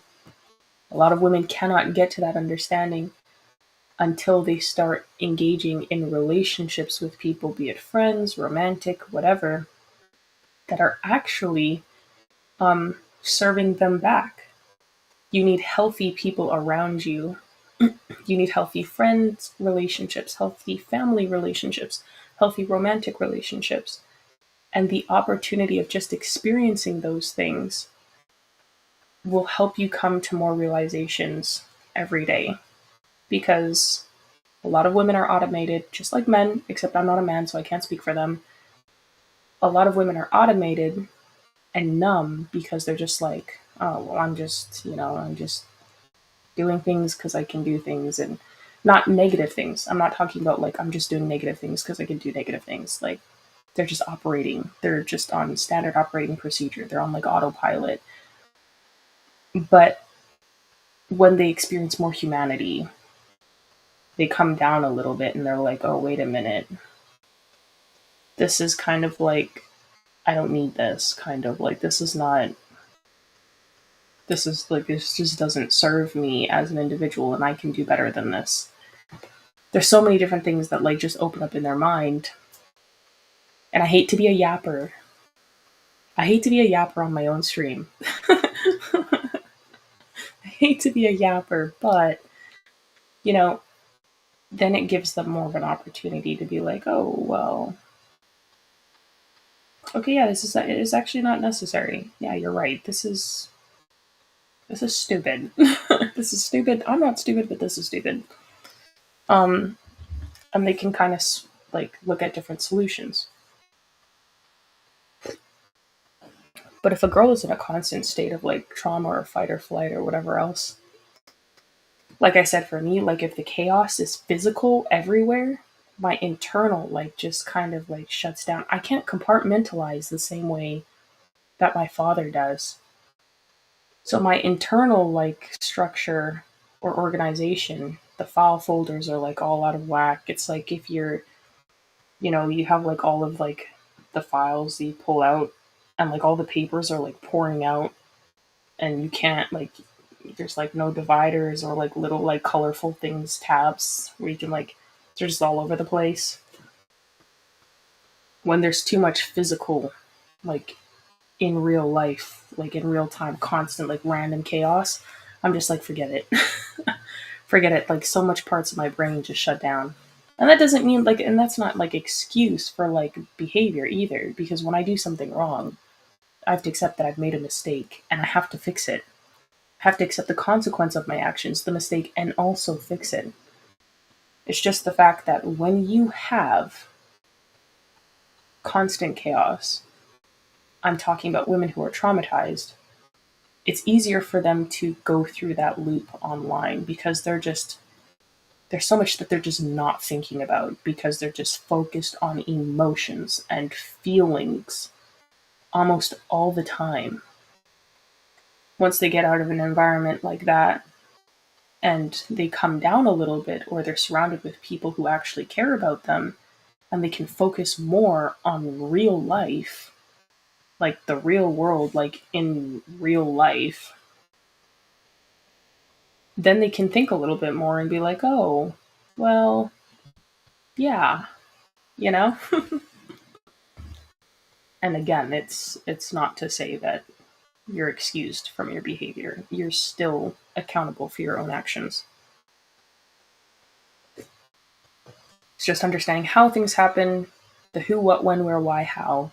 Because in understanding those, then you actually fix them. You avoid them in the future, and you learn to process those things in real time and mitigate them as they happen. Or you try to, at least, you know? So that's interesting to me. So then in that way, because women are emotionally run, and when their batteries are when their batteries are low, their emotional batteries are low, it's like a gas tank. When the gas is out, then the car is not moving. And the women are like that a lot as well, emotionally. If the gas is out, then if the emotional batteries are gone, like, she's gone, bro. Like, if one light bulb on that tree is gone, like, the whole tree is, like, you might as well say it's a dark Christmas, bro. Like, it's just what it is. Like, it's gonna be a dark night.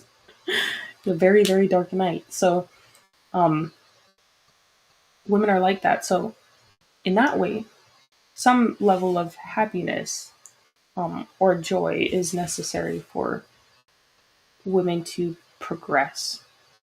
But that's also in her ability to do the actions that she needs to get those results when she's around those good people. Because you can't be in chaos all the time and actually succeed in a chaotic environment. Like, nobody is. You're not God. You're, like, we're human out here, and you can't be at war 24/7. There comes a time where the war needs to end, and when the war ends, you need to create an environment of surety, and you need to have people who will be behind you and support you and care for you. But you're not going to find that majority online. In fact, it's a rare thing probably if you find those people online. Um, maybe now you like. I mean, maybe you might find some good Christians or conservatives online, but in reality, a lot of the people are probably going to be more like people that you can come in contact with in person. And you need that because humans are like, they need connection.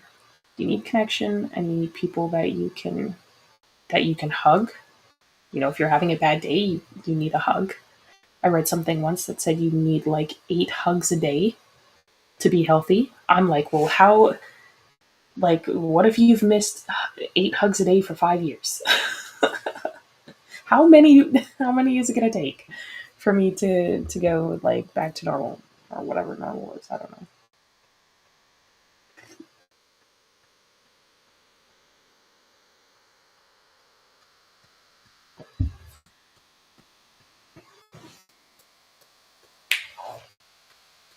Women need they need happiness, I guess, in some capacity, um, for their brain to function optimally. But that happiness is circumstantial. I would say it's joy. I would say they need some sense of joy, and you have joy through a good environment, through your own good actions, your own good efforts, and good relationships, good people. Good people around you is infectious. Good people around you will encourage you to do good things and encourage you to be a better person, like simply for just being with that friend. Just having a good friend just makes you a better person because you're like, wow, you're great. I also want to be great. I want to be better. Well, not because of like just a person, like not in a bad way. It's just good friends encourage each other. Um,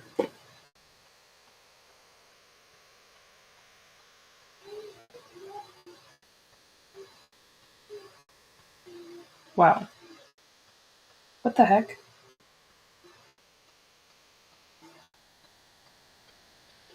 Got a text.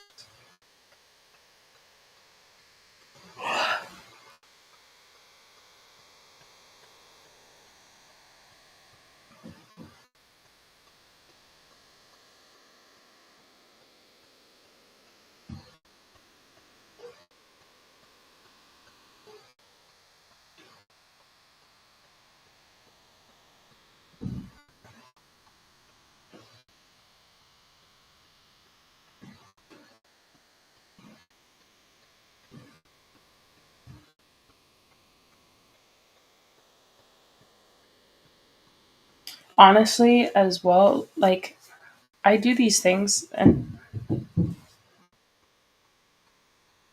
more that I do these things, also, I'm like, I get frustrated because when you have like I have a father, but obviously one day I need to be for a second there I was like, oh my goodness, did I actually for a second there, guys, I thought it was muted, and then I would have been so cooked. Even talking about things like this, sometimes I get frustrated talking about like all of these things because I can give the woman's perspective, and that's great. It's very important. It's needed. Men tell me that all the time. They're like, "Wow, I like love what you explain. It makes so much sense. You're speaking my life." Blah blah blah. And I think because of what they've experienced with women, not their mind personally. But I'm like, I am missing a whole side that I need help explaining. Like that would make like speaking about this with a man would make what I'm saying like you know it would be like a whole full circle thing, and I get frustrated because I'm like I know there's pieces missing, but I can't fill those pieces. But as I'm explaining, like I know those pieces are missing because I know that like it's not. I don't know, you know. Okay, so I'm gonna read this. I'm gonna read this quick. We're gonna read 15 of Isaiah. I'm actually going through this chapter so much slower than I went through the other chapters. I felt like I was speeding through it like that. Um,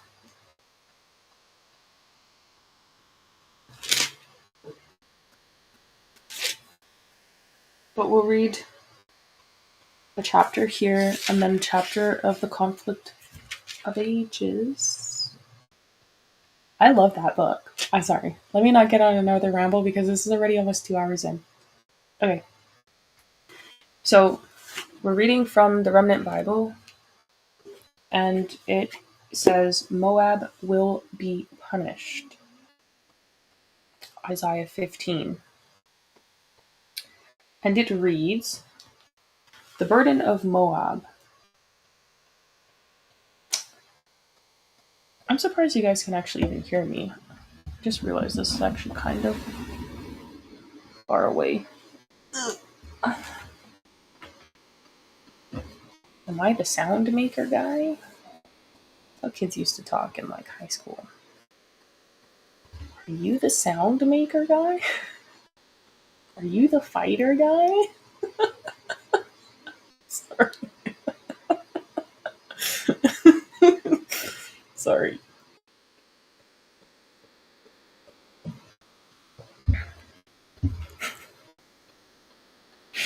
Are you the Joker? Sorry. Kids were so funny. Anyway. Okay. Moab will be punished. Isaiah 15. Okay. The burden of Moab. Because in the night Ar of Moab is laid waste and brought to silence. Because in the night of Kir of Moab is laid waste and brought to silence. Okay? He is gone up to Bajith and to Dibon, the high places, to weep. Moab shall howl. Over Nebo and over Medeba. On all their heads shall be baldness, and every beard cut off. In their streets they shall gird themselves with sackcloth. On the tops of their houses and in their streets every one shall howl, weeping abundantly. And Heshbon shall cry, and Elilah, their voice shall be heard even unto Jahaz. Therefore the armed soldiers of Moab shall cry out. His life shall be grievous unto him. My heart shall cry out for Moab. His fugitives shall flee unto Zoar, and heifer of 3 years old. For by the mounting of Luhith, with weeping shall they go it up. For in the way of Horonaim they shall rise up a cry of destruction. I'm so bad with these names. I'm sorry. For the waters of Nimrim shall be desolate, for the hay is withered away, the grass faileth, there is no green thing. Therefore the abundance they have gotten, and that which they have laid up, shall they carry away to the brook of the willows.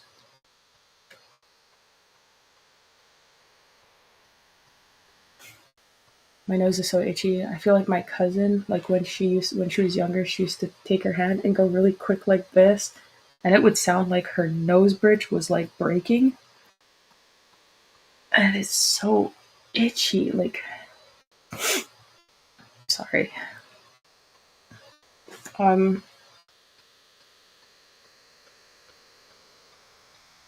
For the cry is gone round about the borders of Moab, the howling thereof unto Eglaim, and the howling thereof unto Berilim.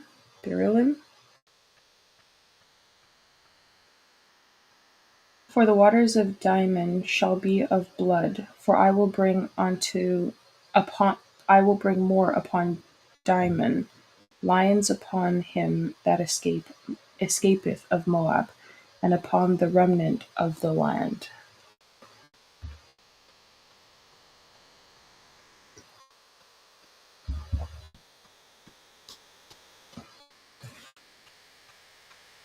Okay, judgment upon Moab. 16. Send ye the lamb to the ruler of the land, from Selah to the wilderness, unto the mount of the daughter of Zion. For it shall be, that, as a wandering bird cast out of the nest, so the daughters of Moab shall be at the fords of Arnon. Arnon is a Bible. Take counsel, execute judgment, make thy shadow as the night in the midst of the noonday. Hide the outcasts, bewray not him that wandereth. Let mine outcast dwell with thee. Moab, be thou a covert to them from the face of the spoiler.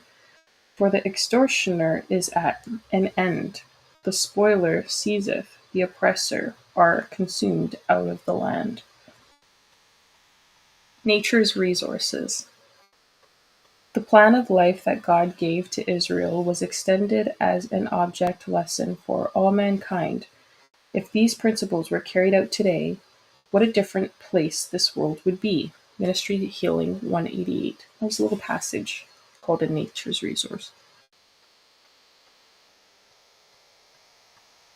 And in mercy shall the throne be established, and he shall sit upon it in truth in the tabernacle of David, judging and seeking judgment, and hasting righteousness.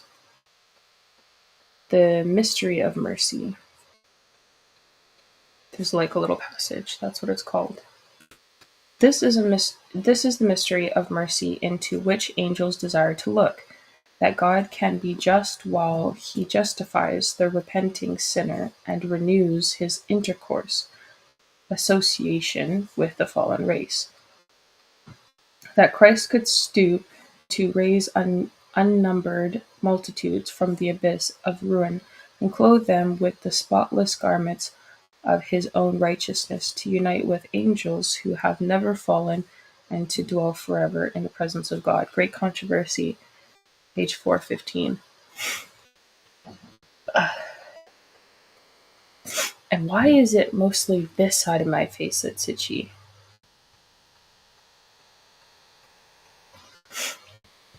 Like, I feel like this side of my face is normal and this side of my face is like swollen. Or is it this side is actually swollen? I don't know. One of the sides. Every morning I wake up, I'm like chipmunk face. I'm like, why is my face swelling? What did I eat? Or did I eat too late? Like which one is it?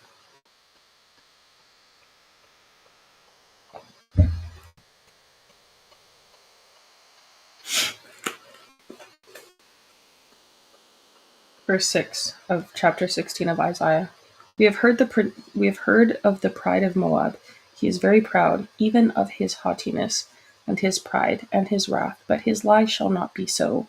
Therefore shall Moab howl for Moab. Every one shall howl for the foundations of Kir. Hareseth shall ye mourn. Surely they are stricken. For the fields of Heshbon languish, and the vine of Sibmah. The lords of the heathen have broken down the principal plants thereof. They are come even unto Jazer. They wandered through the wilderness. Her branches are stretched out, they are gone over the sea. Therefore I will bewail with the weeping of Jazer the vine of Sibmah. I will water thee with my tears, O Heshbon, and Elilah, for the shouting for thy summer fruits and for thy harvest is fallen, and gladness is taken away, and joy out of the plentiful field.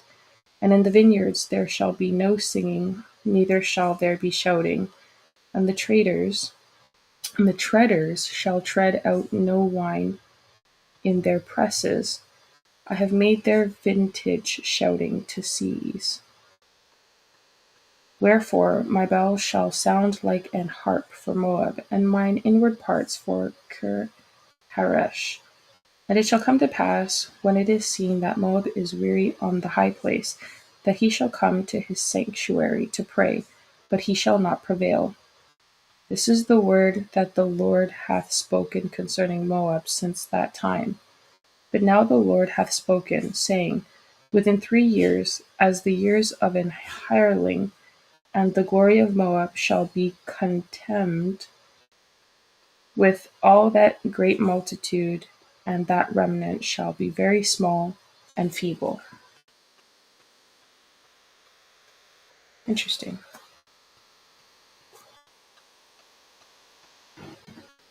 Why do I longest and longest and longest and longest? Where you guys could see how disorganized this desk was, you would be disappointed in me. I'm serious. I'm actually very glad you can't see. My granny would be so upset. Kaysha, cleanliness is godliness. Yes, Granny. I know, Granny. Clean your desk. Yes, Granny. I'm going to do it, Granny. Oh. Ah.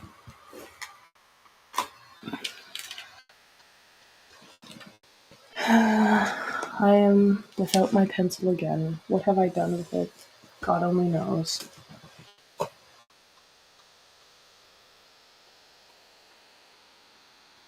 En serio? Really? C'est la vie. No pencil. Um, I don't know why I didn't think about that. It's alright. I'll find it later.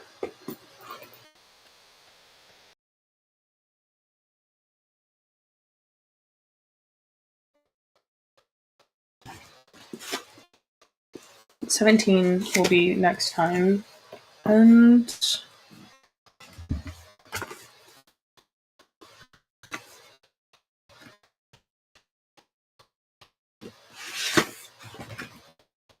nope.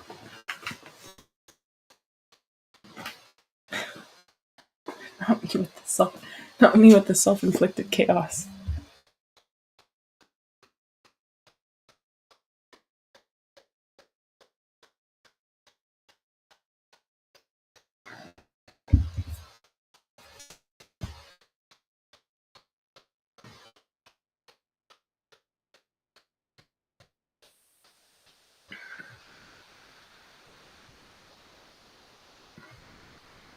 Okay. We are on now Great Controversy, page 40. I can't say enough how much I love this book. It's really good.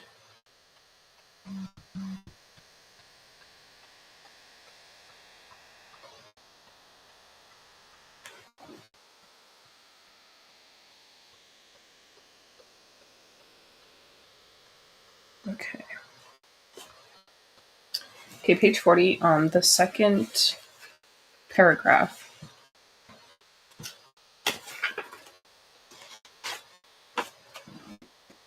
But Rome had fixed her eyes on Britain, and resolved to bring it under her supremacy. In the 6th century, her missionaries undertook the conversion of the heathen Saxons. They were received by favor by the proud barbarians, and they induced many thousands to profess the Romish faith. As the work progressed, the papal leaders and their converts encountered the primitive Christians. A striking contrast was presented. The latter were simple, humble and scriptural in character, doctrine, and manners, while the former manifested the superstition, pomp, and arrogance of popery. The emissary of Rome demanded that these Christian churches acknowledge the supremacy of the sovereign pontiff. The Britons meekly replied that they desired to love all men, but that the Pope was not entitled to supremacy in the Church, and they could render to him only that submission which was due to every follower of Christ. Repeated attempts were made to secure their allegiance to Rome, but these humble Christians, amazed at the pride displayed by her emissaries, steadfastly replied that they knew no other master than Christ. Now the true spirit of the papacy was revealed, said the Romish leader. If you will not receive brethren who bring you peace, you shall receive enemies who will bring you war. If you will not unite with us in showing the Saxons the way of life, you shall receive from them the stroke of death. J. H. Merrily, de Aubin, I think, Daubin, Merle, Daubin, something like that. History of the Reformation of the 16th century, B17, ch. 2. These were no idle threats. War, intrigue, and deception were employed against these witnesses for a Bible faith, until the churches of Britain were destroyed, or forced to submit to the authority of the Pope. In lands beyond the jurisdiction of Rome, there existed for many centuries a body of Christians who remained almost wholly free from papal corruption. They were surrounded by heathenism, and in the lapse of ages were affected by its errors. But they continued to regard the Bible as the only rule of faith and adhered to many of its truths. These Christians believed in the perpetuity of the law of God and observed the Sabbath of the fourth commandment. Churches that held to this faith and practice existed in Central Africa and among the Armenians of Asia. But of those who resisted the encroachments of the papal power, the Waldenses stood foremost. I haven't heard the name the Waldenses in a hot minute. In the very land where popery had fixed its seat, there its falsehood and corruption were most steadfastly resisted. For centuries the churches of Piedmont maintained their independence, but the time came at last when Rome insisted upon their submission. After ineffectual struggles against her tyranny, the leader of these churches reluctantly acknowledged the supremacy of the power to which the whole world seemed to pay homage. There were some, however, who refused to yield to the authority of pope or prelate. They were determined to maintain their allegiance to God and to preserve the purity and simplicity of their faith. A separation took place. Those who adhered to the ancient faith now withdrew. Some, forsaking the native Alps, raised the banner of truth in foreign lands. Others retreated to the secluded glens and rocky fastness of the mountains, and there preserved their freedom to worship God. The faith which for centuries was held and taught by the Waldensian Christians was in marked contrast to the false doctrines put forth from Rome. Their religious belief was founded upon the written word of God, the true system of Christianity. But those humble peasants, in their obscure retreats, shut away from the world and bound to daily toil among their flocks and their vineyards, had not by themselves arrived at the truth in opposition to the dogmas and heresies of the apostate church. Theirs was not a faith newly received. Their religious belief was their inheritance from their fathers. They contended for the faith of the apostolic church, the faith which was once delivered unto the saints. Jude 3. The church in the wilderness, and not the proud hierarchy enthroned in the world's great capital, was the true church of Christ, the guardian of the treasures of truth which God had committed to his people to be given to the world.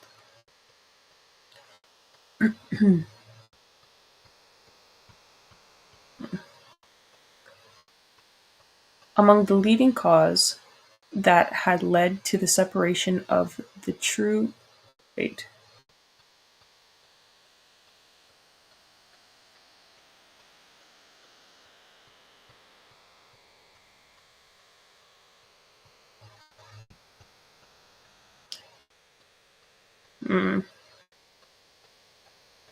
The faith which was once delivered unto the saints, Jude 3, the church in the wilderness, and not the proud hierarchy enthroned in the world's great capital, was the true church of Christ, the guardian of the treasures of truth which God has committed to his people to be given to the world.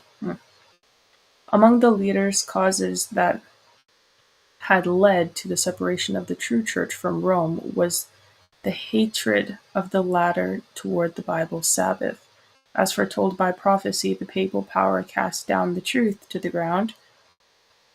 The law of God was trampled in the dust, while the traditions and customs of men were exalted.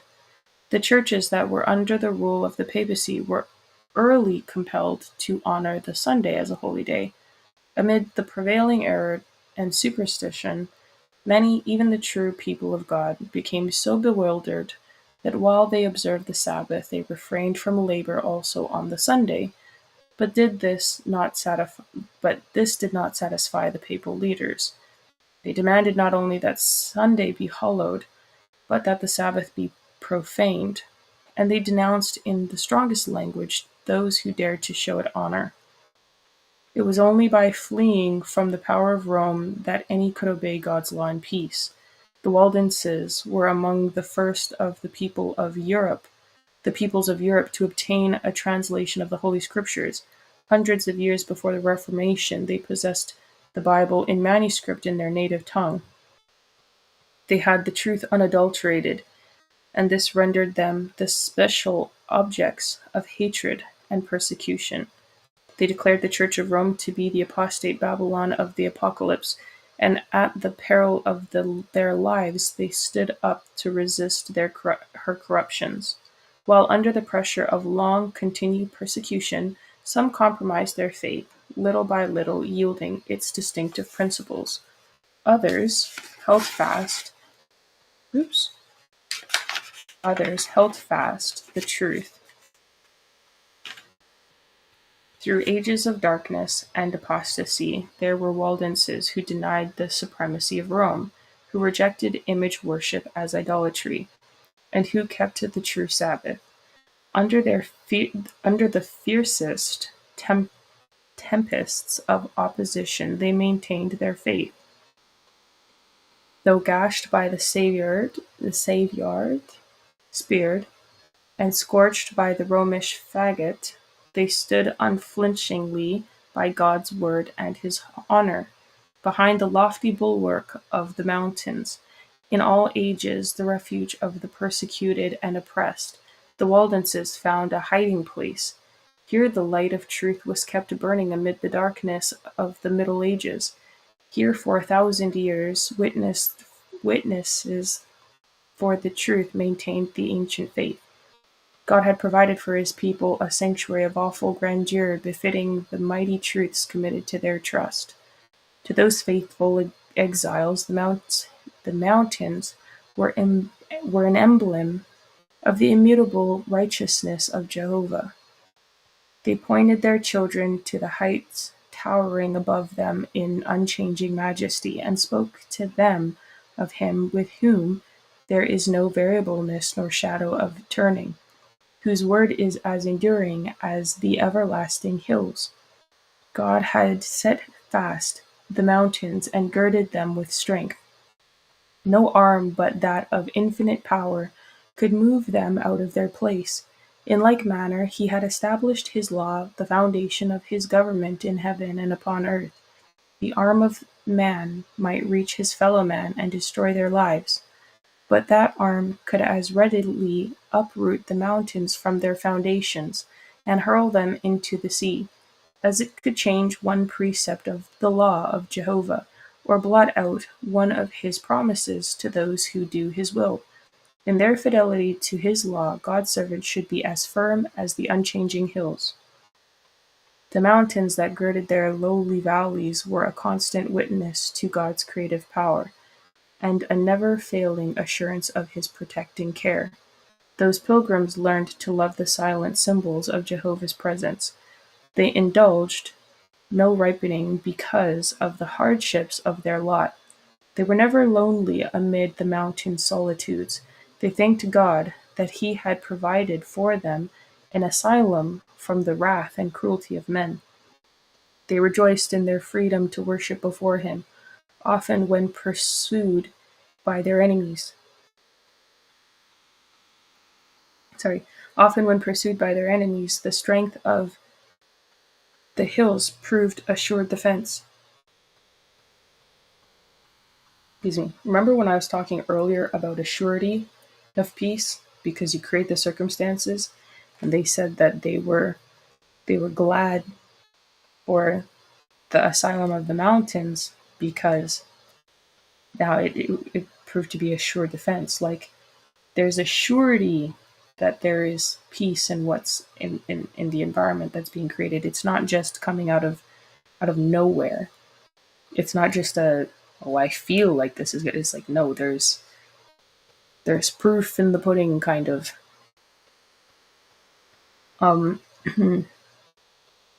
From many a lofty cliff they chanted the praise of God, and the armies of Rome could not silence their songs of thanksgiving. Pure, simple, and fervent was the piety of these followers of Christ. The principles of truth they valued above houses and lands, friends, kindred, even life itself. These principles they earnestly sought to impress upon the hearts of the young. From earliest childhood, The youth were instructed in the scriptures and taught to regard sacredly the claims of the law of God. Copies of the Bible were rare, therefore its precious words were committed to memory. Many were able to repeat large portions of both the Old and the New Testament. Thoughts of God were associated alike with sublime scenery of nature and with the humble blessings of daily life. Little children learned to look with gratitude to God as the giver of every favor and every comfort. Parents, tender and affectionate as they were, loved their children too wisely to accustom them to self-indulgence. I was just talking about this the whole time. Before them was a life of trial and hardship, perhaps a martyr's death. They were educated from childhood to endure hardness, to submit to control, and yet to think and act for themselves. Very early they were taught to bear responsibilities, to be guarded in speech, and to understand the wisdom of silence. One indiscreet word let fall in the hearing of their enemies might imperil not only the life of the speaker, but the lives of hundreds of his brethren. For as wolves hunting their prey, did the enemy of truth pursue those who dared to claim freedom of religious faith.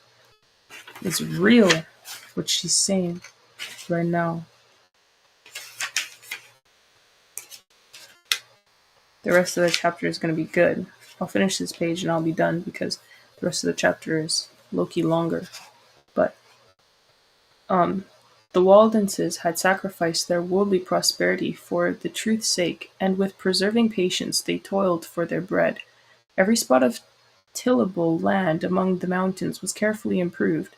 The valleys and the less fertile hillside were made to yield their increase.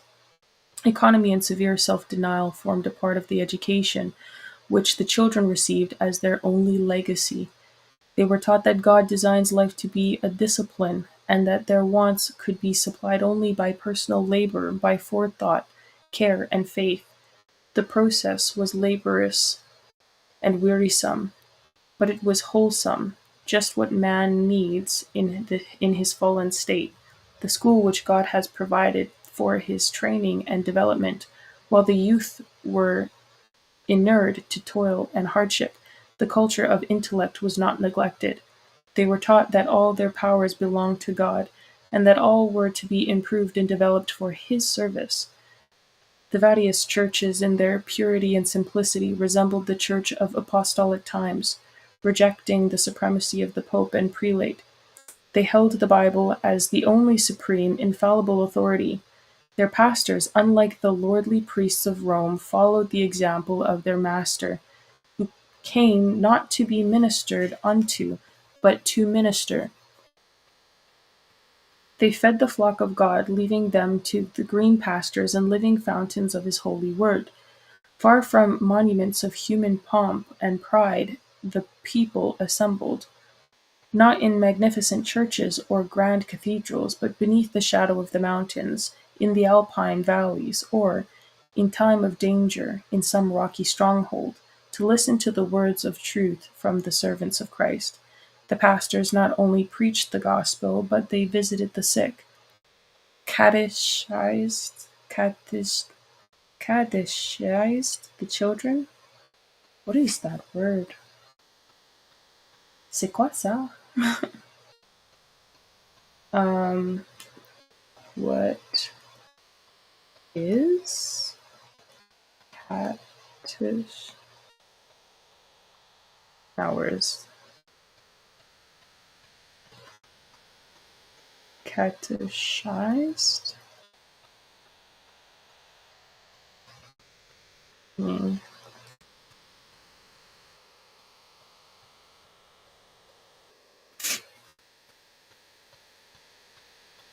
It means, catechism. I was wondering, to instruct orally or asking questions, receiving answers, and offering explanation and correction, specifically to instruct on points of Christian doctrine, to question, interrogate, especially in a minute of impertinent manner, examine or try by question, also spelled catechize.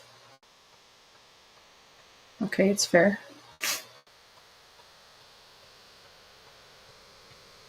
Or the itchiness of my nose doesn't make sense. Okay. Yeah, the pastors not only preached. Yeah, the pastors not only preached the gospel, but visited the sick, catechized the children, admonished the erring, and labored to settle disputes and promote harmony and brotherly love. In times of peace, they were sustained by the free will offerings of the people.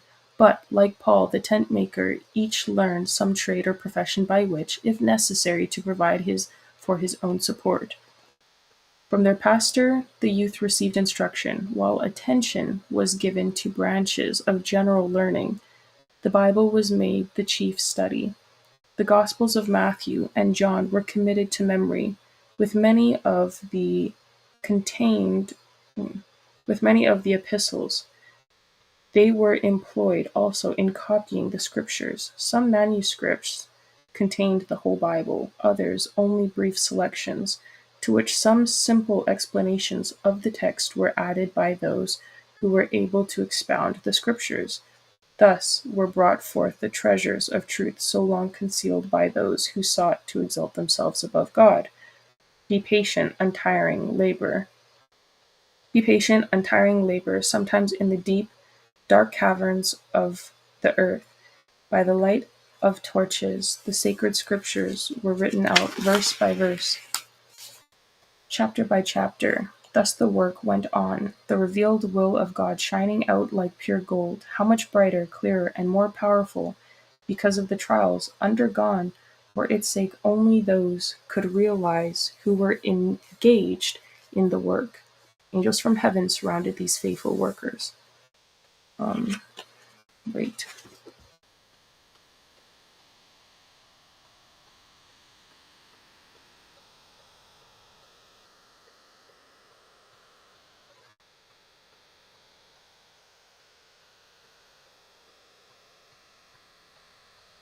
Oh, not my phone literally dying.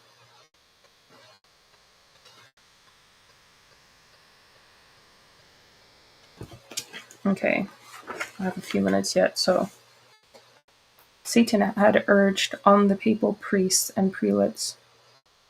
Wait.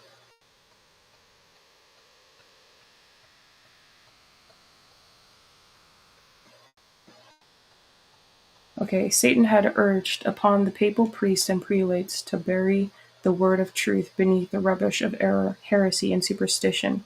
But in a most wonderful manner it was preserved uncorrupted through all the ages of darkness.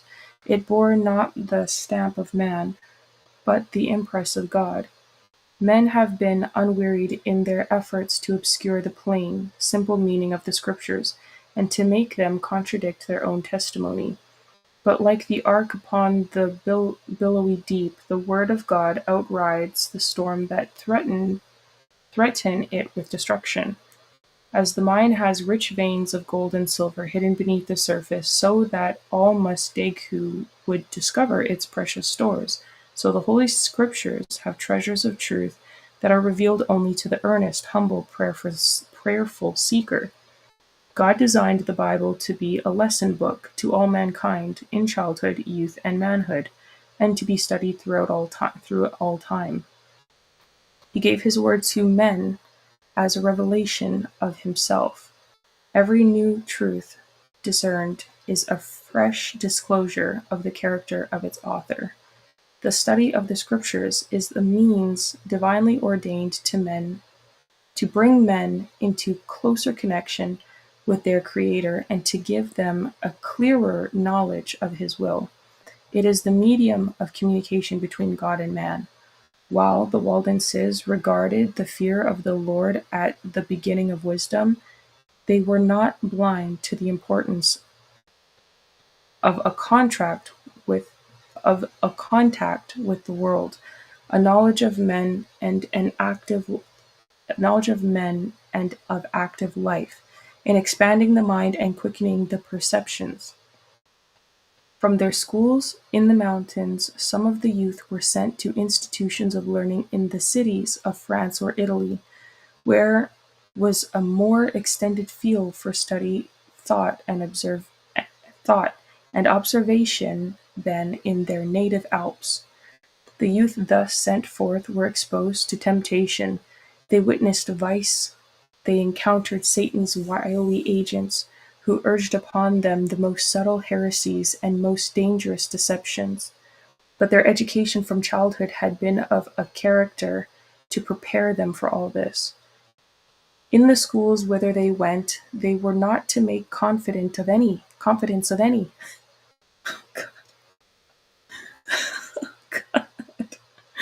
Oh my God.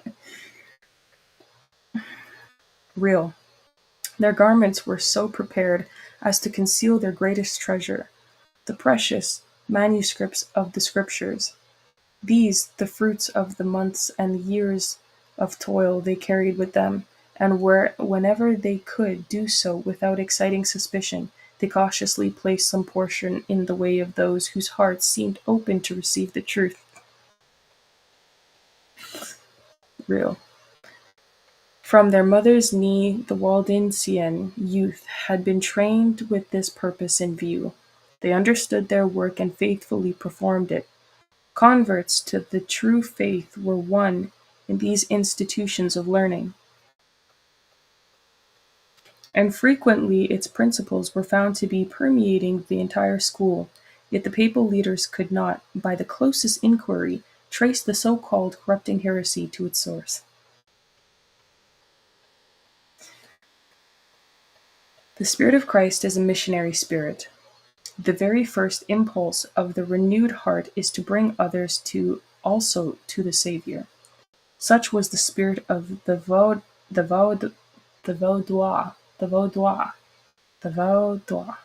Technically, yes, the Vaudois Christians.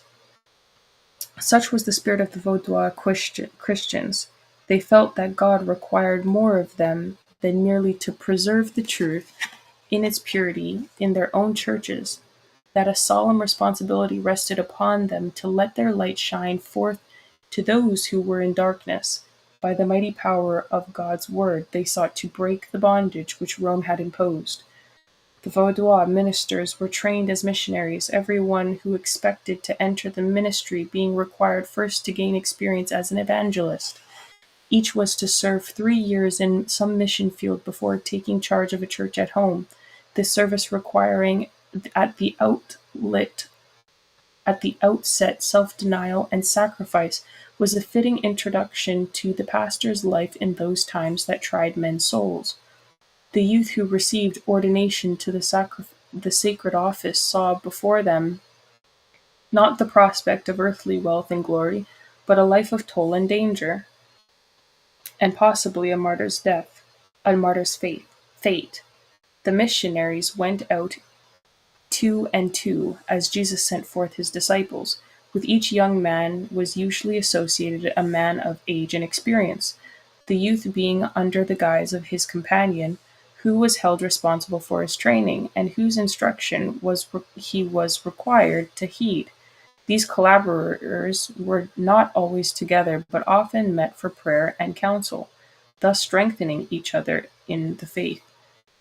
To have made known the object of their mission would have ensured its defeat. Therefore they carefully concealed their real character. Every minister possessed a knowledge of some trade or profession, and the missionaries prosecuted their work under cover of a secular calling. Yeah, see, these people were well versed. They weren't just missionaries. They also had trades, and they were also had intellectual knowledge. They were well versed. Usually they chose that of merchant or peddler. They carried silks, jewelry, and other articles at the time not easily purchasable, save at distant marts, and they were welcomed as merchants were. They would have been spurned as missionaries.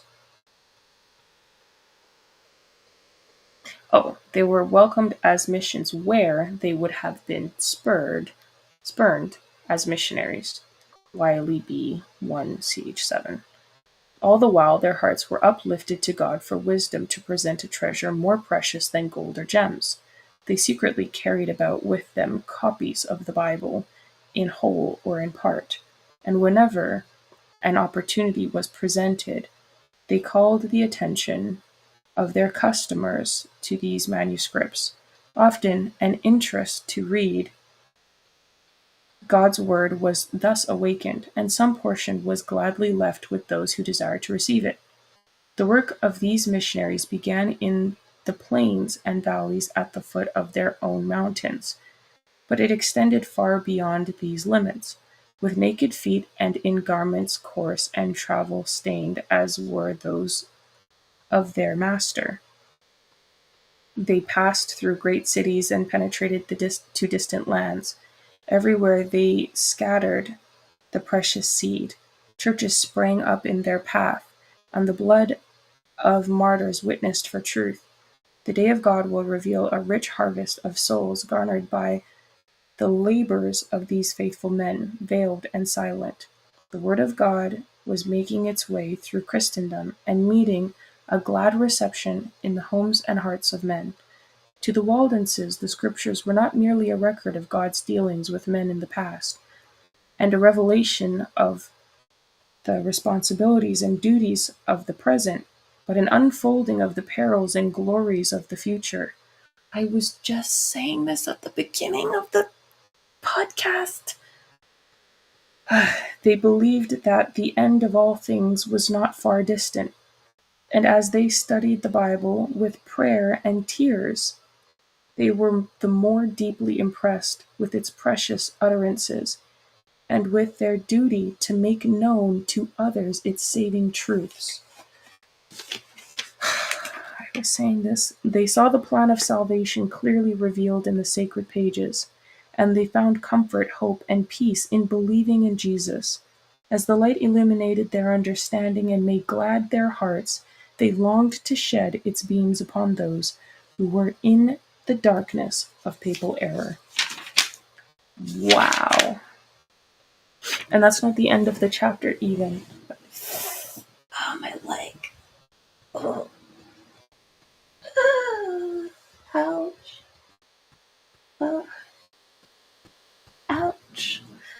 Oh my gosh.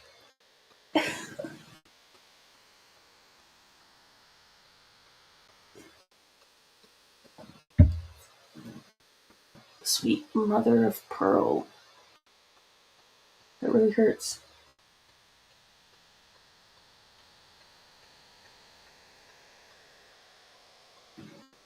You know what? That's what I was saying since this is what I was saying at the beginning.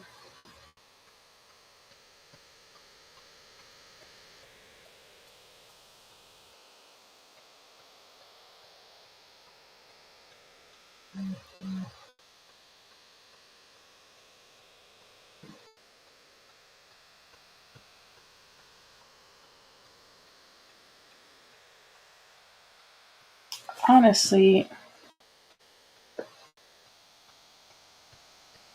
okay, no, I need to read the rest of this page. Yeah, I'm going to read the rest of this page. They saw that under the guidance of the Pope and priest, multitudes were vainly endeavoring to obtain pardon by afflicting their bodies for the sin of their souls. Taught to trust their good works to save them, they were ever looking to themselves, their minds dwelling upon their sinful condition, seeing themselves exposed to the wrath of God, afflicting soul and body, yet finding no relief. Thus conscious souls were bound by the doctrines of Rome. Thousands abandoned friends and kindred and spent their lives in convent cells. By oft repeated fasts and cruel scourgings, by midnight vigils, by prostration for weary hours upon the cold, damp stones of their dreary abode, by long pilgrimages, by humiliating penance and fearful torture, thousands vainly sought to obtain peace of conscience. Oppressed with sense of sin and haunted with the fear of God's avenging wrath, many suffered on, until exhausted nature gave way, and without one ray of light or hope they sank into the tomb. The Waldenses longed to break these starving souls the bread of life. Break to these starving souls the bread of life, to open to them the messages of peace in the promises of God, and to point them to Christ as their only hope of salvation. The doctrine that good works can atone for the transgressions of God's law they held to be based upon falsehood. Reliance upon human merit intercepts the view of Christ's infinite love. Jesus died as a sacrifice for man because the fallen race can do nothing to recommend themselves to God. The merits of a crucified and risen Savior are the foundation of Christians' faith. The dependence of the soul upon Christ is as real, and its connection with him must be as close as that of a limb to the body or of a branch to the vine. The teaching of popes and priests had led men to look upon the character of God and even Christ as stern, gloomy, and forbidding. The Savior was represented as so far devoid of sympathy with man in his fallen state that the mediation of priests and saints must be invoked. Those whose mind had been enlightened by the word of God longed to point these souls to Jesus as their compassionate, loving Savior, standing with outstretched arms, inviting all to come to him with their burden of sin, their care and weariness. They longed to clear away the obstructions which Satan had piled up that men might not see the promises and come directly to God, confessing their sins and obtaining pardon and peace. Eagerly did the Vaudois missionary unfold to the inquiring mind the precious truths of the gospel. Cautiously he produced the carefully written portions of the Holy Scriptures. It was his greatest joy to give hope to the conscious, sin-stricken soul who could see only God, a God of vengeance, waiting to execute justice. With quivering lip and tearful eye did he, often on bended knee, open to his brethren the precious promises that revealed the sinner's only hope. Thus the light of truth penetrated many a darkened mind, rolling back the cloud of gloom until the sun of righteousness shone into the heart with healing in his beams.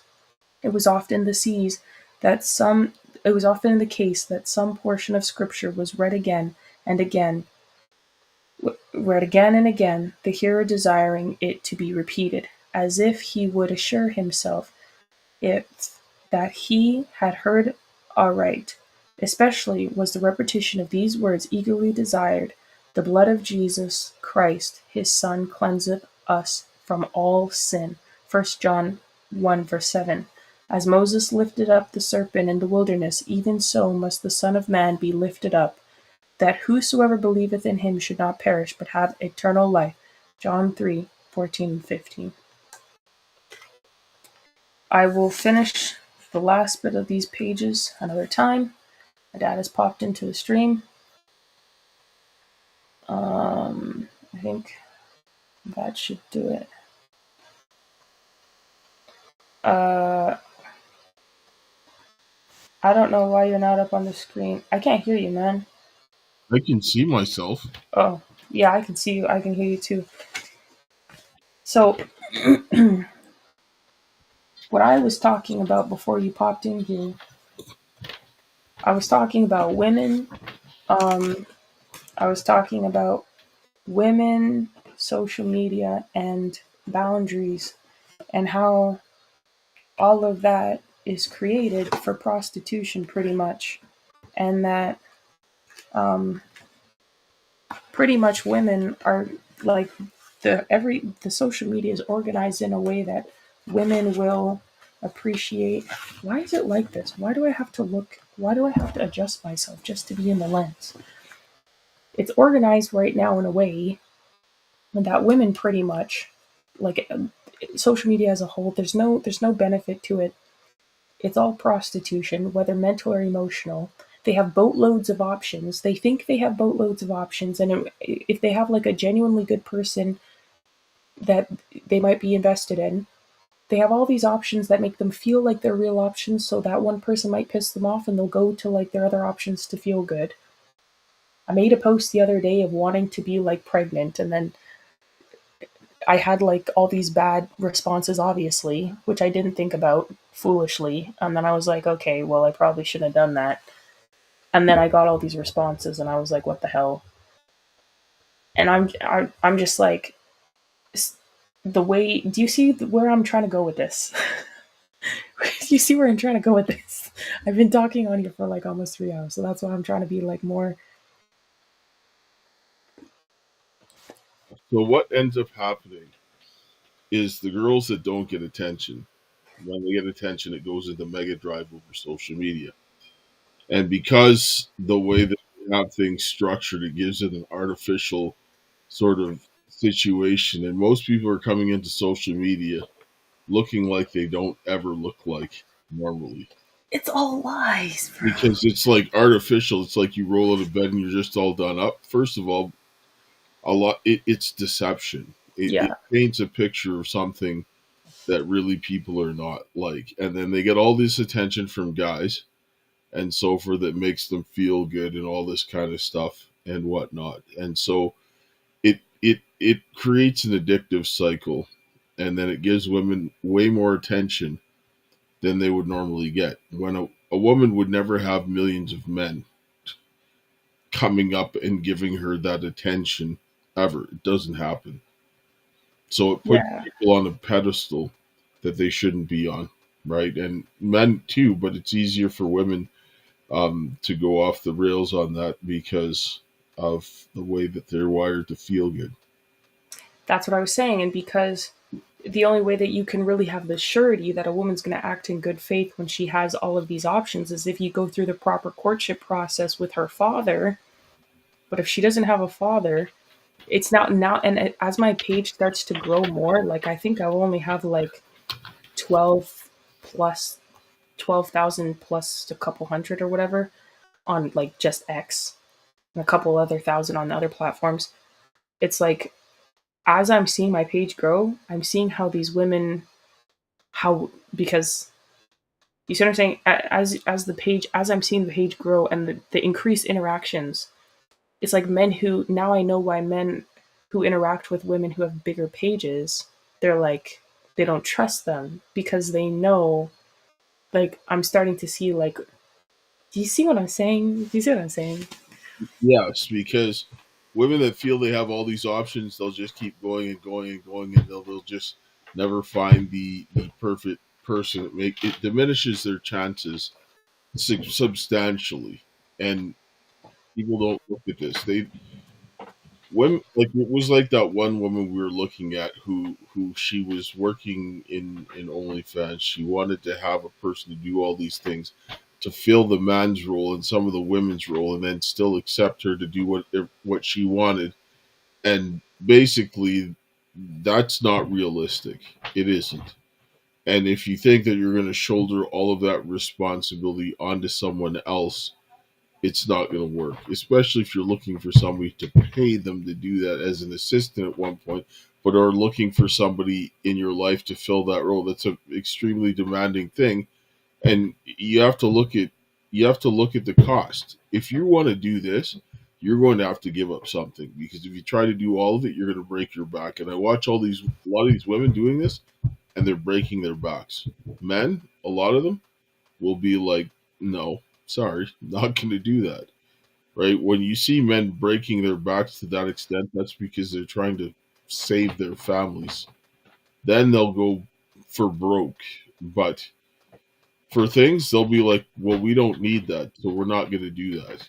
Well, that's what they should do. But a lot of these guys that are just like, running on how they feel, they do stupidity too. But it's more prevalent in women than it is in men. Well, that's what I'm saying. I was talking about how we were talking to Sherry today on the stream, and we were talking about happiness, and she was talking about how you need to be happy with yourself before you can be happy with someone else. And I see what she's saying. I mentioned though that I don't really resonate with that per se. Like I don't know if it's just my personality, but also being a Christian, because as someone who I said having you don't feel at peace because the war is over. You feel at peace because you've created the circumstances to ensure. that there's no potential that that war will come back because there's no open endings on the board left. You've cut everything off. There's no moves. It's in checkmate. You've created the circumstances that there's no possible in for that kind of that war to come back. Maybe a different war will come, but that one won't. And you can rest at ease knowing that you created that success. You cannot rest if you rest at ease after a war is over, and it's you have no surety that it's over. That's ignorance is bliss. You're delusional. So in that way, you cannot be happy. You cannot be happy with yourself if you're not producing the results or creating the circumstances for the success in the environment or situation in which that you can progress positively with anyone else, like with someone across from you. So for me, I'm like, okay, well, I don't necessarily feel happy all the time, but I'm content with who I am and what I do and who like what I am. Like I just don't care to feel happy. Like it doesn't make a difference to me. But in the moment, of course, you feel happy. Like when something goes well, maybe you get a good mark on your test. Maybe you get your favorite snack. I don't know. You know what I mean? So that the reason why I mentioned that is because women, especially when the way that social media is organized for women to get those feeling hits, it's also giving them the idea that gaining happiness and joy is not creating circumstances. Rather, it's just you get it because you deserve it. Like we were talking on the stream earlier, and you were like, "What do you mean you deserve it? What did you do to deserve it?" See what I mean? Can't hear you, man. I can't hear you, man. They said that's it. A lot of people have these things because they think that they should get something for showing up. That's not the way life works, right? And a lot of people have this delusion thing. Well, I'm not gonna lower my standards. It's like, listen, you're not the prize that you think you are. It's really it. And the things that are, especially in this situation, is that people have to look at things realistically. Where are you at? Where are you going? What do you need to do? A lot of these girls that are on social media are getting attention that they normally wouldn't get attention for. And then they're getting this inflated thing. And they're equating attention as lasting somebody who's going to give you that undying attention. That's not the case. No, Because you look at some of these women that have huge platforms and they are not getting the attention that they want. They're not getting that one person that they want, but then you have to understand that when you're doing certain things, you're going to take other things off the board and you have to sit down and say, what is important? Because a lot of people, they live their life and they're single and they don't really understand what they're missing until they get into that situation. No idea. They know that they want something, but they don't understand what it is. And when you unless you get into that position where you can start building that, you'll never know. But when you do get it, you'll realize that all the things that you were doing was just nonsense because you're like, I could have done this earlier. And this is what happens when you begin to see these things.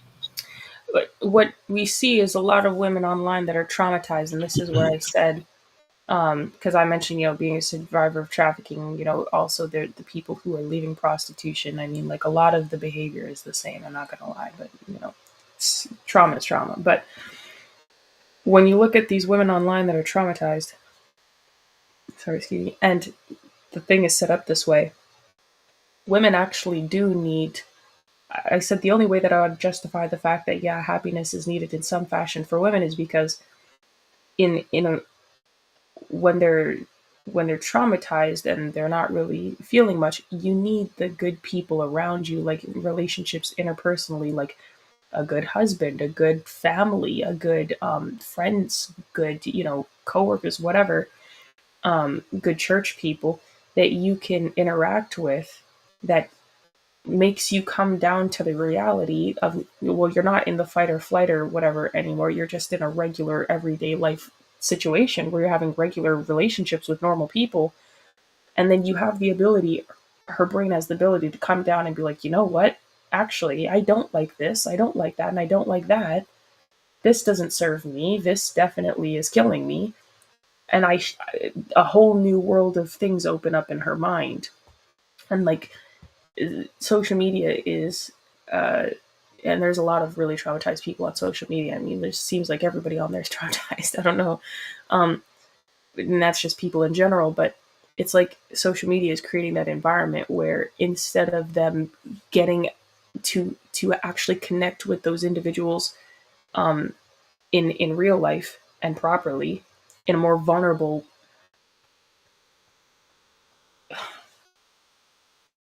What? Oh, there she is.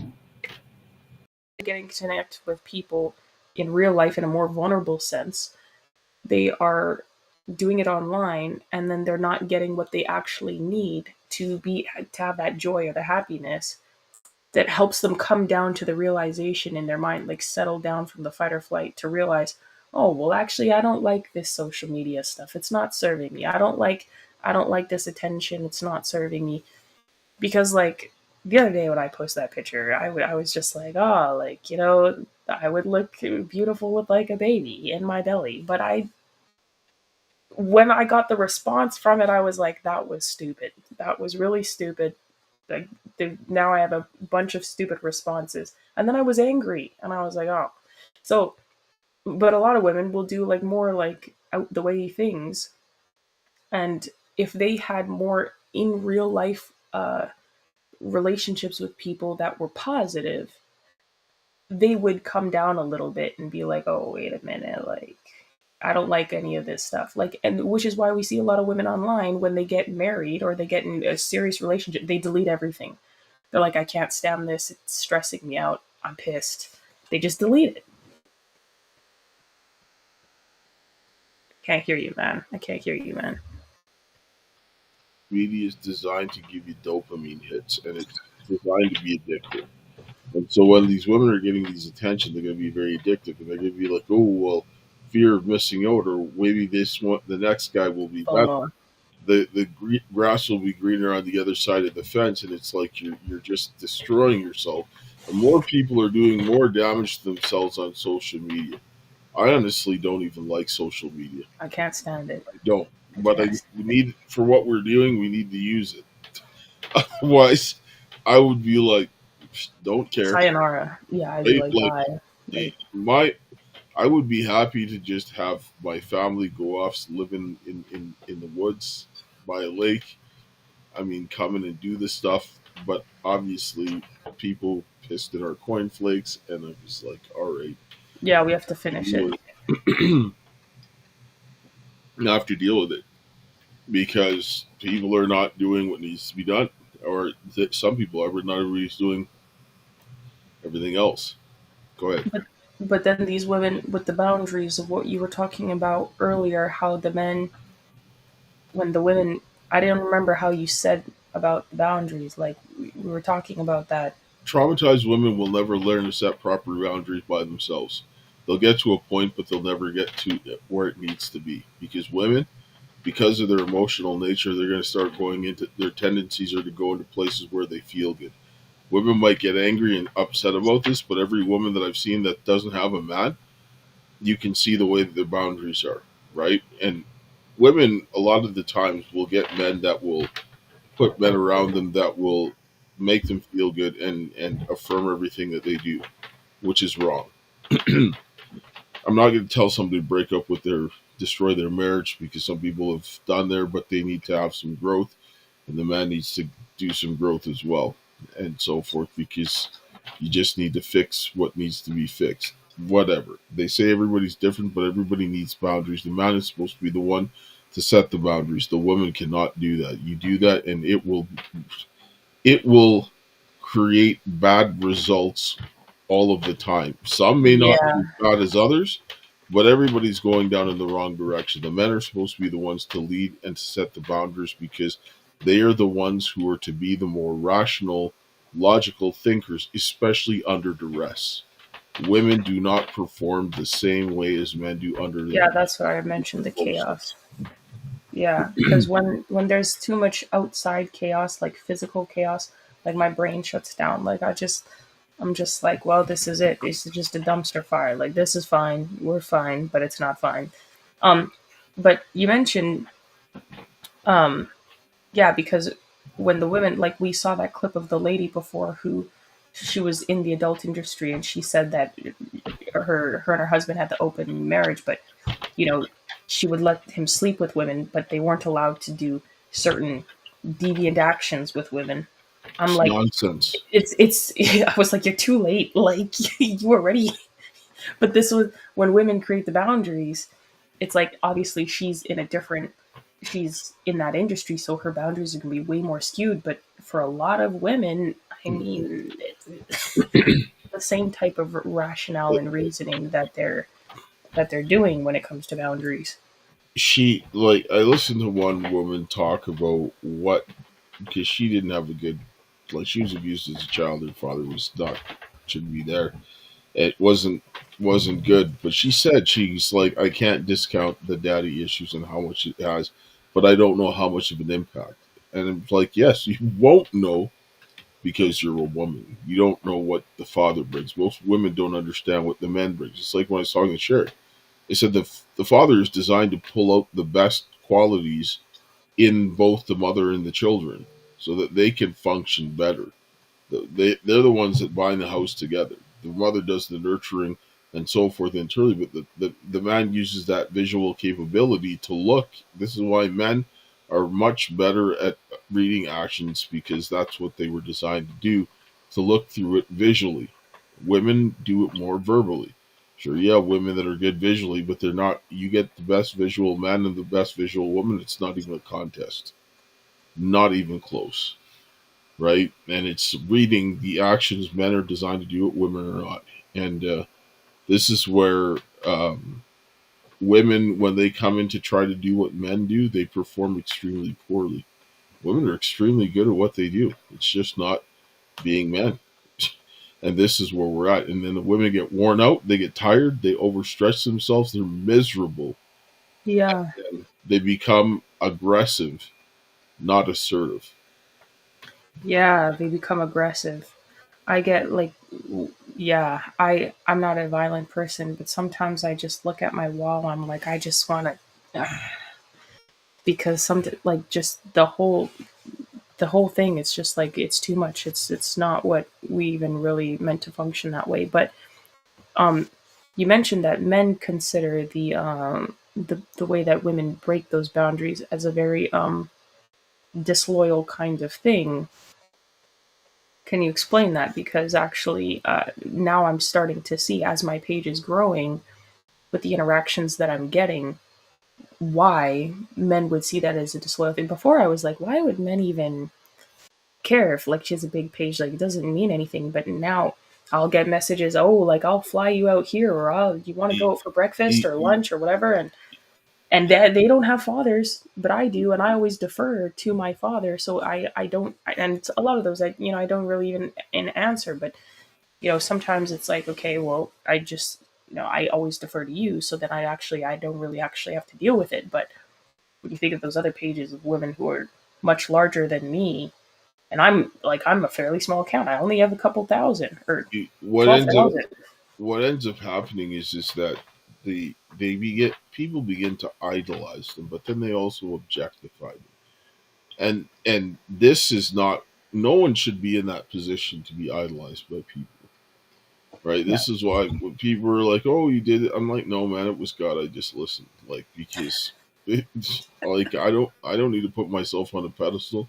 That's a good way to just go straight down to hell. Like, and I'm not feeling to do that. And besides, there's no way I can't even begin to lie and say that this was me. God, get me through this. I should have been dead like more times than I can count. And so Literally. and so, but when you put somebody in that position, they're gonna go like skewed, and things go to their head, and then they feel good, and then a lot of them have attitudes and so forth.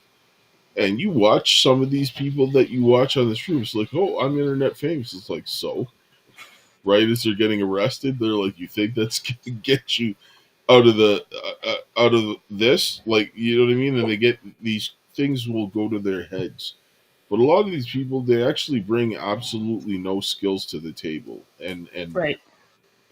and I'm going to sit down and say this: women should not get paid for their beauty. Honestly, you shouldn't. You shouldn't Yeah, be they making shouldn't. all this money because women, they're like, oh, well, I deserve this and that, but they don't realize the cost of doing this. Because when you take this, it's not like there's infinite amount of resources. There's not, because there's only so much work people can do. There's only so much labor that can be done. And when you take away a mass of this for doing nothing, standing in front of a looking pretty is not a bad thing. But I'm saying staying there and taking that time when it can be done something far more productive to society, and using that, all of the women doing this as their jobs, and then they're taking away the resources from men. How many children are like not eating properly because of that? Like, I'm serious. People are like wasting their money, their livelihoods on these women, and they're just taking their money, right? Yeah, some moms will even not do certain things because they're paying for their kids because they're paying for their nails. I'm like, that's crazy. But I'm saying they're destroying. They're like, well, it's not my problem. Yes, it is, because it's like you're saying. It's like if you're a crack dealer, you're like, well, somebody's gonna sell them crack, so I might as well take the money. That's not the right mentality, right? Look at what, like we were talking about yesterday, Jezebel, and just to make Ahab feel better, she killed a man. Like, plotted his destruction, got people to lie to kill the man so that he can just go to do that to satisfy the guy. Like, no, the king wouldn't even did that himself, because he's like, they could grab me out and stone me. I can't do that.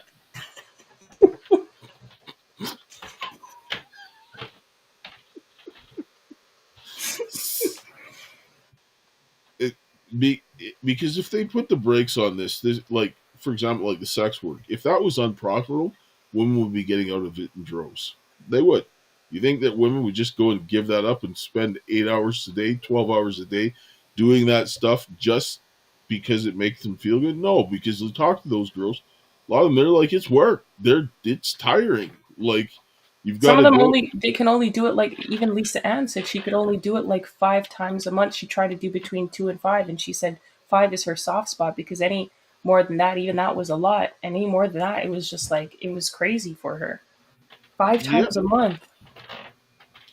yes. And so a lot of people, they say they might like something soft, but you can't sit down and say that you want to just get abused and like I mean, like, and it's not just talking about the sex. You've got to be there. You got to be there like all day doing this over and over again, and like doing like things where you're gonna actually injure yourself by the way you're contorting your body. You're having to put yourself into wrong situations because they want to make it more extreme and whatever else. And people talk about the injuries that they get from twisting themselves and things like that. So if you're going to be in those positions for a long period of time, it's like if you're at work and you have to be bent over for a long period of time in a bad position, it's not good. You So know, most, if they actually stopped paying women online for being beautiful, women would go back to getting married to men. They would be more realistic about their sexual marketplace value with men. They would go back to being with men because now they would have to get the security of one man. It would incentivize them to be loyal because what social media is doing online right now is incentivizing women to be disloyal by giving them all these options of, okay, well, you can just do this, and all these different men will fly you out all these places, and they will take you out on all these dinner dates. They will do all these, give you money and handbags and all sorts of things. It's incentivizing women to go live a life of disloyalty and singleness because they get more out of it, and they can, if that man pisses them off, they can go to the next one. I'm gonna just drop this out there as well. Like, the more money a woman makes, the more likely she's gonna be miserable and alone. The reason being is because I'm honestly because a woman wants to go up. More men are not going Yeah, to school. yeah, they More don't. women are getting these jobs. They're getting paid to do these jobs in the higher paying job, or they'll go into only or do. Some of them will go into like sex work and make amount of money. Some of them won't. A lot of them won't. But even the ones who are going to school, they're going to make more money, and they're going to want a man that makes more money.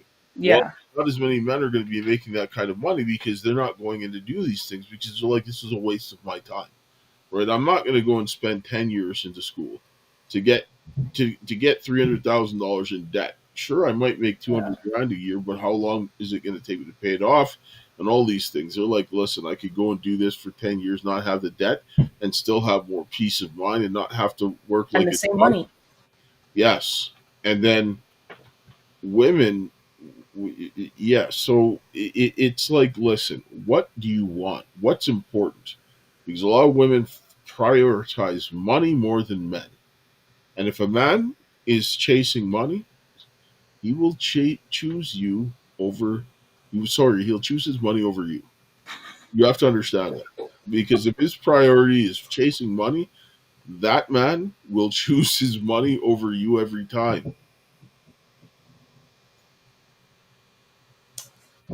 Interesting. Yeah, that's true. Man that values money more than anything. Yeah, he wants the money. He doesn't. You're like you're like a convenience for him. You're not actually like you're not the prize or the value to him. He's just like, you're here whenever you're here, and you're here whenever I need you or whatever. What women think have some kind of idea.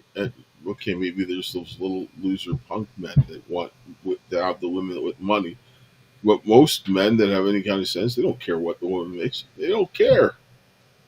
Sure, yeah, Yeah, great, but so what? Like that's not going to make me talk to you or not talk to you, right? Like, yeah. I've never seen men never ask me like how much money do you make or like what do you even work. Like men barely. Even when you talk, when men ask me about like my day and things like that, or if I've talked to them about like work in school, they don't even really engage conversation about work and like study. Like men do not care about that stuff at all. They do not care. Like it's propaganda to women to make them think that men care about that. a lot of stuff in school they take it's a waste of time anyway, right? Like a lot of degrees should just not even exist. Like No, it shouldn't. It when should I not. coming out, you just needed grade 12 to do a lot of stuff. Just be out of high school, right? And so forth. And even some business people they dropped out of high school and they just went ahead and made money, right? As long as you can learn and figure out how to do something, then do it, right? Like, I mean, I'm not going to sit down and say don't learn how to read and write. Everybody needs to do that. That's nonsense. Don't think that you can get away with not doing that. But does every person need to go in and spend 10 years in school? No. A lot of the stuff that people are going through, they're not. They're you get all that schoolwork, but what's the cost benefit of it, right? Are you going to get a return on investment? And if you're not going to get a return on investment, should you really soak all that money into doing that, right? Yeah, women, social media, and boundaries.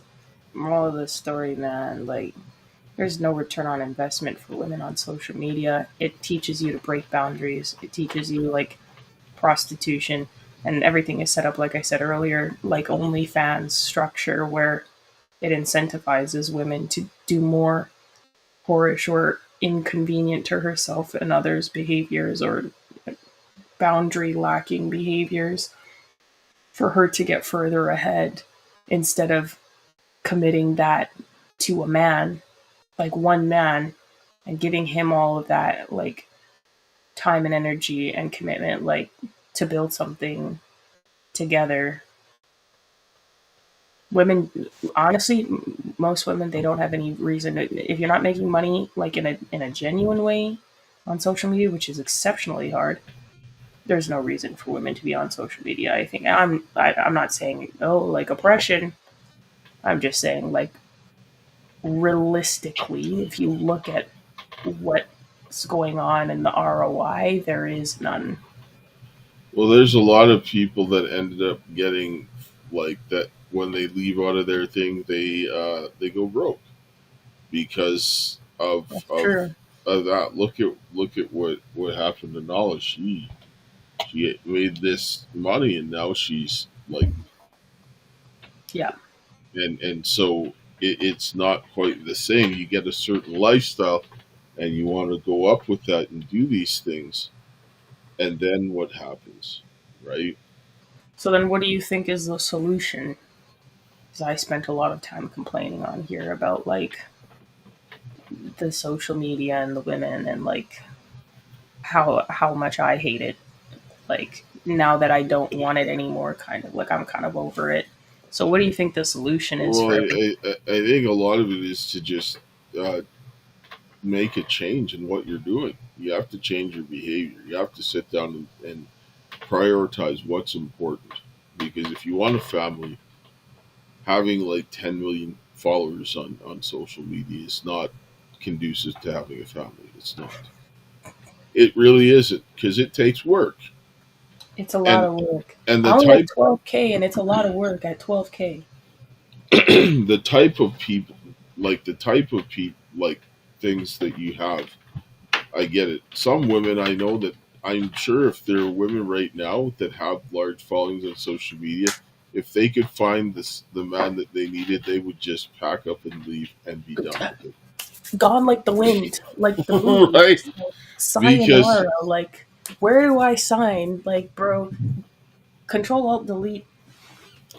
but the thing is that women have to understand, like, and the men have to start. Men, this is also on you. You have to be afraid to let a woman walk away in order to set the boundaries. If you're not willing to do that because you're afraid that, oh well, you just lose that woman, then you're gonna Yeah, be on the wrong side of the stick. Like I mean, men like today don't care if they lose women. They're just like, whatever.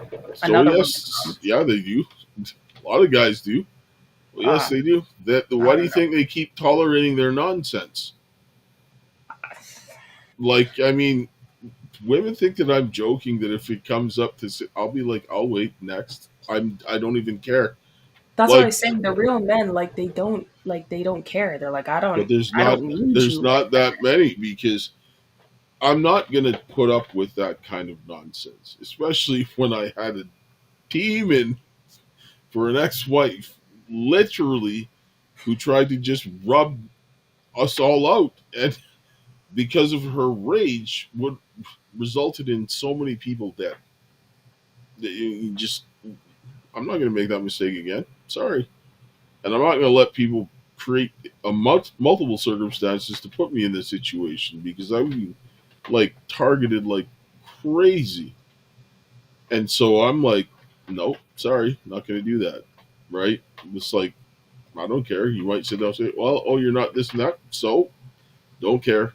I'm like, I'm a man. Like, I mean, I'm this, look like this because I have to sit down like crazy. I don't get to make my own food because I'm working so much and I just have to pretty much take what it has and I'm sitting all day. I'm saying I get out of this situation. Like I work out 6 days a week still, so still stronger than most of these guys that are sitting down. So it's like I don't care. It won't take me long to get rid of that. So too bad, right? And I said even still, I got a lot to offer. I may not have the money because people are stealing from me to put me in this situation. And I look at all this done deliberately so that I couldn't have that situation, but I don't even care. Even if I did, doesn't matter. Like I'm like at this point, if you're not dedicated to Jesus, I'm prepared to be alone for the rest of my life. I really don't care Yeah, I'm because the I'm same not way. going to I'm not going to hell for anybody. Yeah, me neither. I'm not like that's So not a worthy experience for me. Like, if you're not down with Jesus, then just yeah, we're not gonna go there, right? Like I it's had a like I had enough people try to kill me. I don't need to sleep next to another man. yes, because Like, if they're not going to like be on board with what you're doing, they're gonna kill and you they're regardless. and they're team Satan, Yeah. right? Like that, I can fix her. No, No, sorry. no, you can't. It's one thing if you're like working together with someone to grow. It's a completely different thing if you're like, this woman is an agent of Satan and I just believe that I'm gonna manipulate her into being a better person or I'm gonna change her. It's like, no, you're not, bro. Like, sir, please. Yeah, That is not realistic.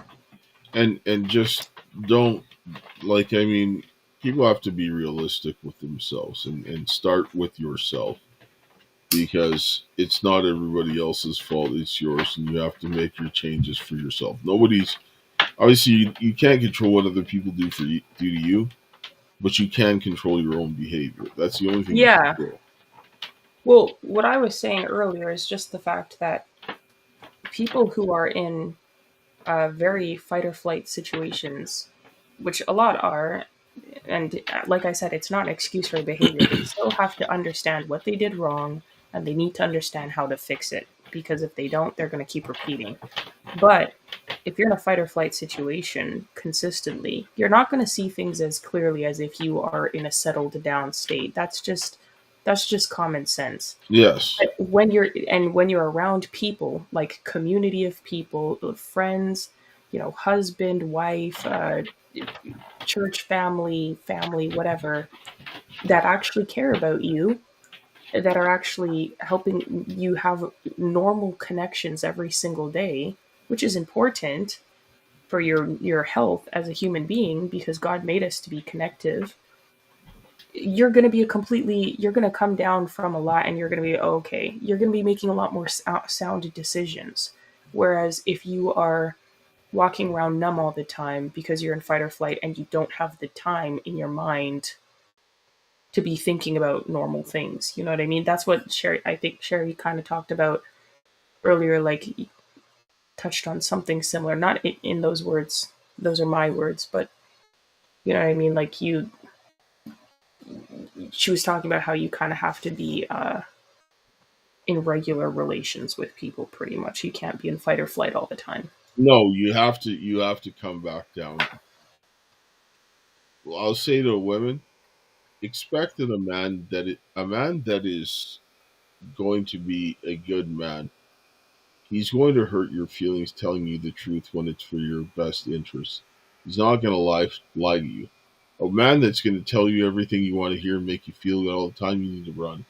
It's like that woman that that went into trafficking. She was traumatized, and then they told her what she wanted to hear. They made her feel good and affirmed her. And listen to one woman that talked about having these issues and everything else like this, and everybody's affirming them and making them feel good. That is not the way things go. Women will do that with each other, and if you have no idea when women do this, especially if with to men and to their children. You cannot do this to men.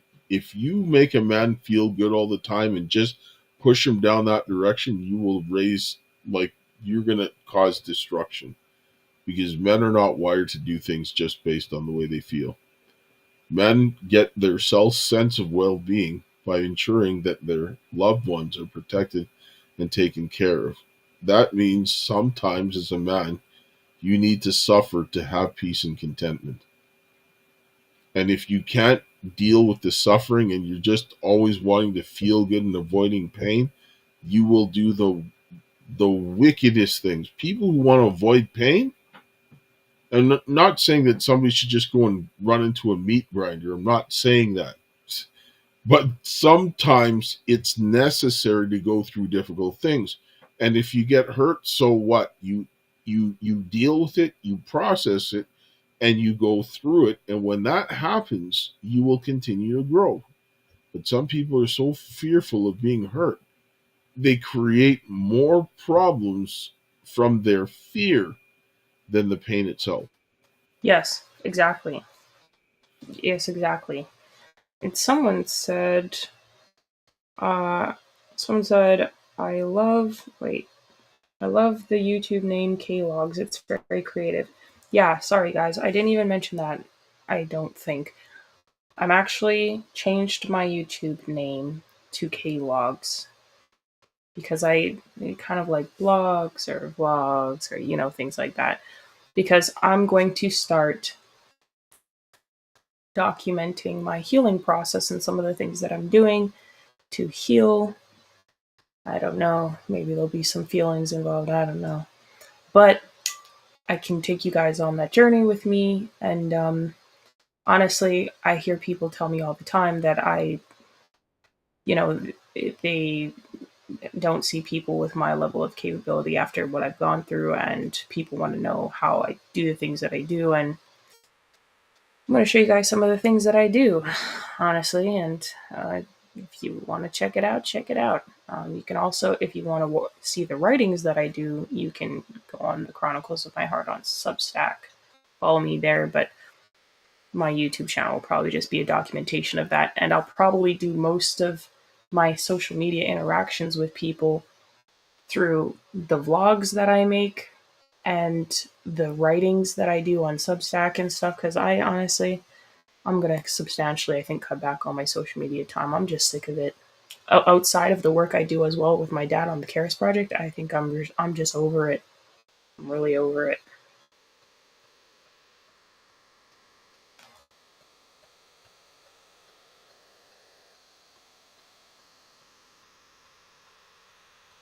I had my way, I wouldn't spend a lot of time on social media. Yeah, I would off the whole thing. I would nuke the whole thing because it's just like it's just a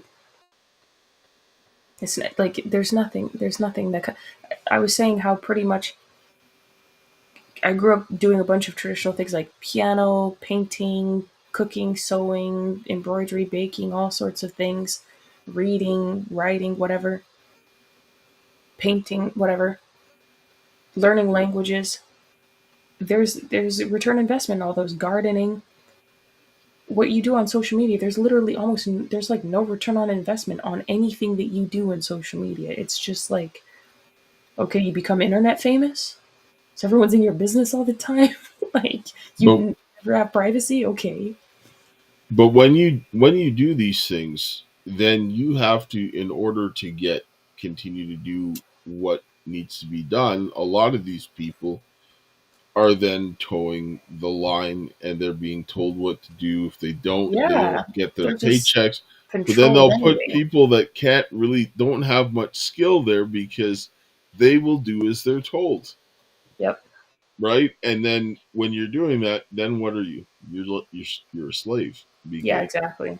you want that life, and then once you can't, if you it's harder to go down once you've attained a certain status, and people don't want to lose that, and women are more likely to not want to lose that than men. So men Yeah, will be like, kick rocks. I'm just going to deal with this. yeah. Because the women they're looking at it as like a security and a safety Yes, blanket, and they're like, no, I can't lose that.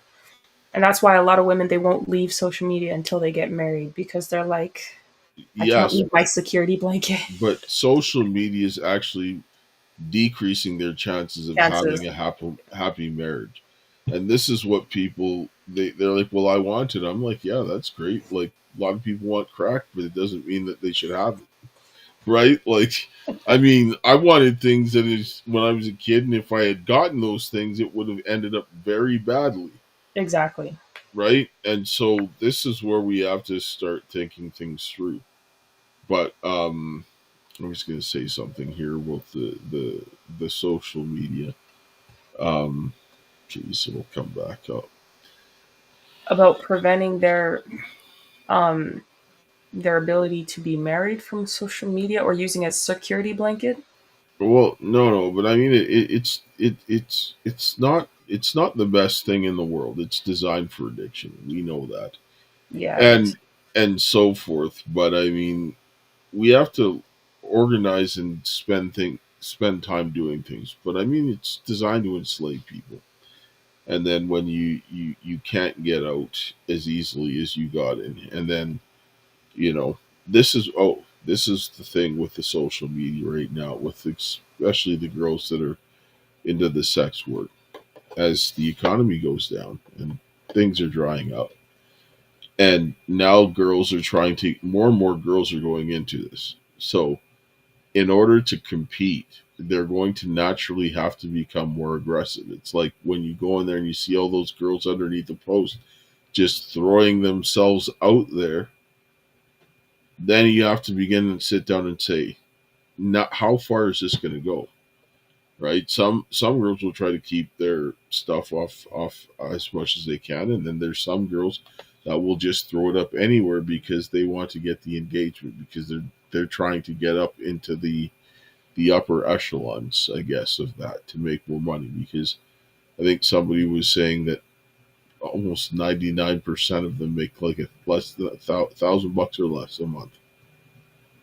That's not a lot of money. You could make more than that working at McDonald's. Do you know McDonald's pays between like 17 and $19 an hour? You can make more money at McDonald's than selling your behind on the internet. If you're selling yourself on the internet, you better be making like bank, because Well, honestly, like that's, I mean, I'm not saying that it's worth it, but my friend, you can't be out here with 3 likes. You got to pick a struggle.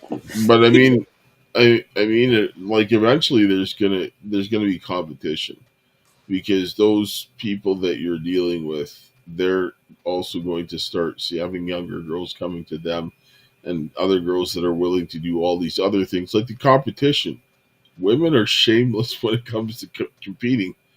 Like, I mean, they'll like women will naturally do things that men will not, because men are looking more at the long term consequences, even when they're doing things. This is why when like Naboth walked away, even though he wanted to have his vineyard, Jezebel just straight up plotted to murder him, lied, and just murdered him, right? And got people and she took his stuff and acted like it was him, so that he would go out and do this. Like, Yeah, she, and Ahab was the ultimate simp. Not gonna lie. yeah, he was. And that's what happens when weak men let women run the situation. That's what happens. You cannot do that. Nope. Because if Ahab put his foot down and said not today, it wouldn't have happened. But he was prostituting his daughter, so I mean, Sick. yes. So, in reality, then the solution is, in short, on both ends, for the male and female end, for all the chaos that's going on in with the social media and the boundaries and women and things like that. The ultimate solutions, in short, is what, before we close. I mean, you got to cut it, like cut it back. You can't go out and do all these things. Find other ways to get income that are productive. Men, you have the biggest aspect in this. Stop giving the women the attention The on money. that kind. Yes, the money. Look at what happened when they defunded that, You say, because no, when they with like when they did all that woke stuff with the um with Budweiser and all those places. Take your dollars. If you they were want women finished. that are going to do this, they're going to have to. You have to create the circumstances for change, right? All of these guys that are going out and spending ridiculous amounts of money. I watch a girl on TikTok. She came there, and this is what you have to sit down and think. You don't know who you're getting. This guy spent like, I don't know, like $600 for 10 minutes on cam with her or something like that, and then said, "Come to my house. I'll give you $2,600." And so he could do something, open the door, do something while his wife was upstairs sleeping. So she came and was there for 10 minutes and left, and then she called her back and called her back, contact messaged her back, and said that he'll give her more money but to come outside in the courtyard while the wife is there. And he's like, if we're quiet, we'll be good. She's like, well, I was thinking of coming back and then making enough noise so his wife would get up and know, right? That's insanity. Yeah. Then this next man, he goes, gets this girl. He's married, but he goes and his wife is away. He goes in there and sees this woman. I don't know what happened over the next couple of weeks, but wife comes, he divorces the wife, goes and marries the girl that he goes to see. Oh yes. The next thing you know, she's getting trying get set up because he's getting people checking him for drugs and stuff like this. And then finally they found this, but then the guy's like, no, this isn't me. So then end up happening.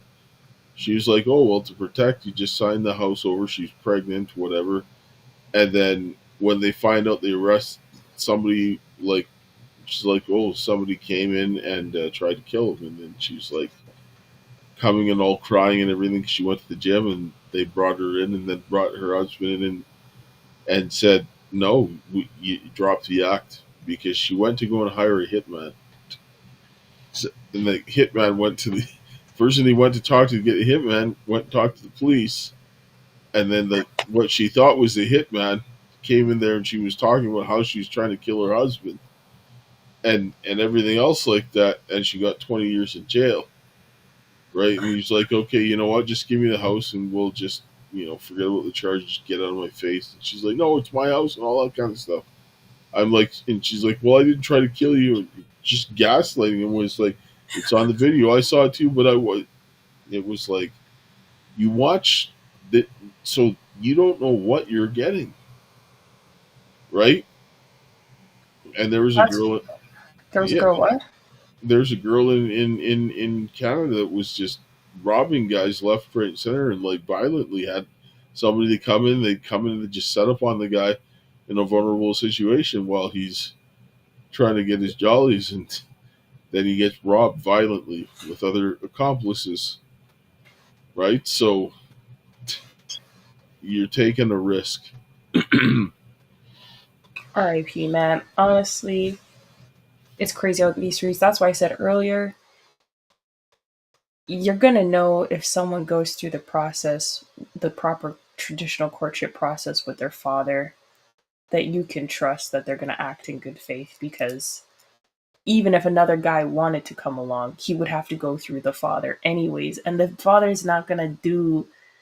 Their father's not going to be like, oh, I talked to this one guy, but let me talk to these other 10 suitors to see if they're options. Like, that, father's not going to do that. Like, that's messed up. So it's like, this is also why traditional courtship and going through things the traditional way is a surety. It's like, it's based on honor, integrity, and respect versus, just going out here off all of these feelings and the addictiveness of addictive tendencies of like social media in general or whatever. But yeah, get rid of it. Go away with it.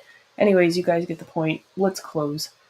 Why don't you Yeah, I press a just prayer sit before down we and say this is why I have respect for people that leave because people that leave generally have a very strong distaste for what they did before. people that what leave? Yes, that were Oh involved in that and they leave because you have to do wicked things. Like I mean, don't I knew a lot of women that were involved in this stuff when I was young, and they did a lot of wicked things. Well, obviously, the guys involved did a lot of wicked things, but I mean, this is what they call it game for a reason, right? Because you win some, you lose some, and a lot of people cheat. yeah, that's what I'm saying. The cheating is crazy.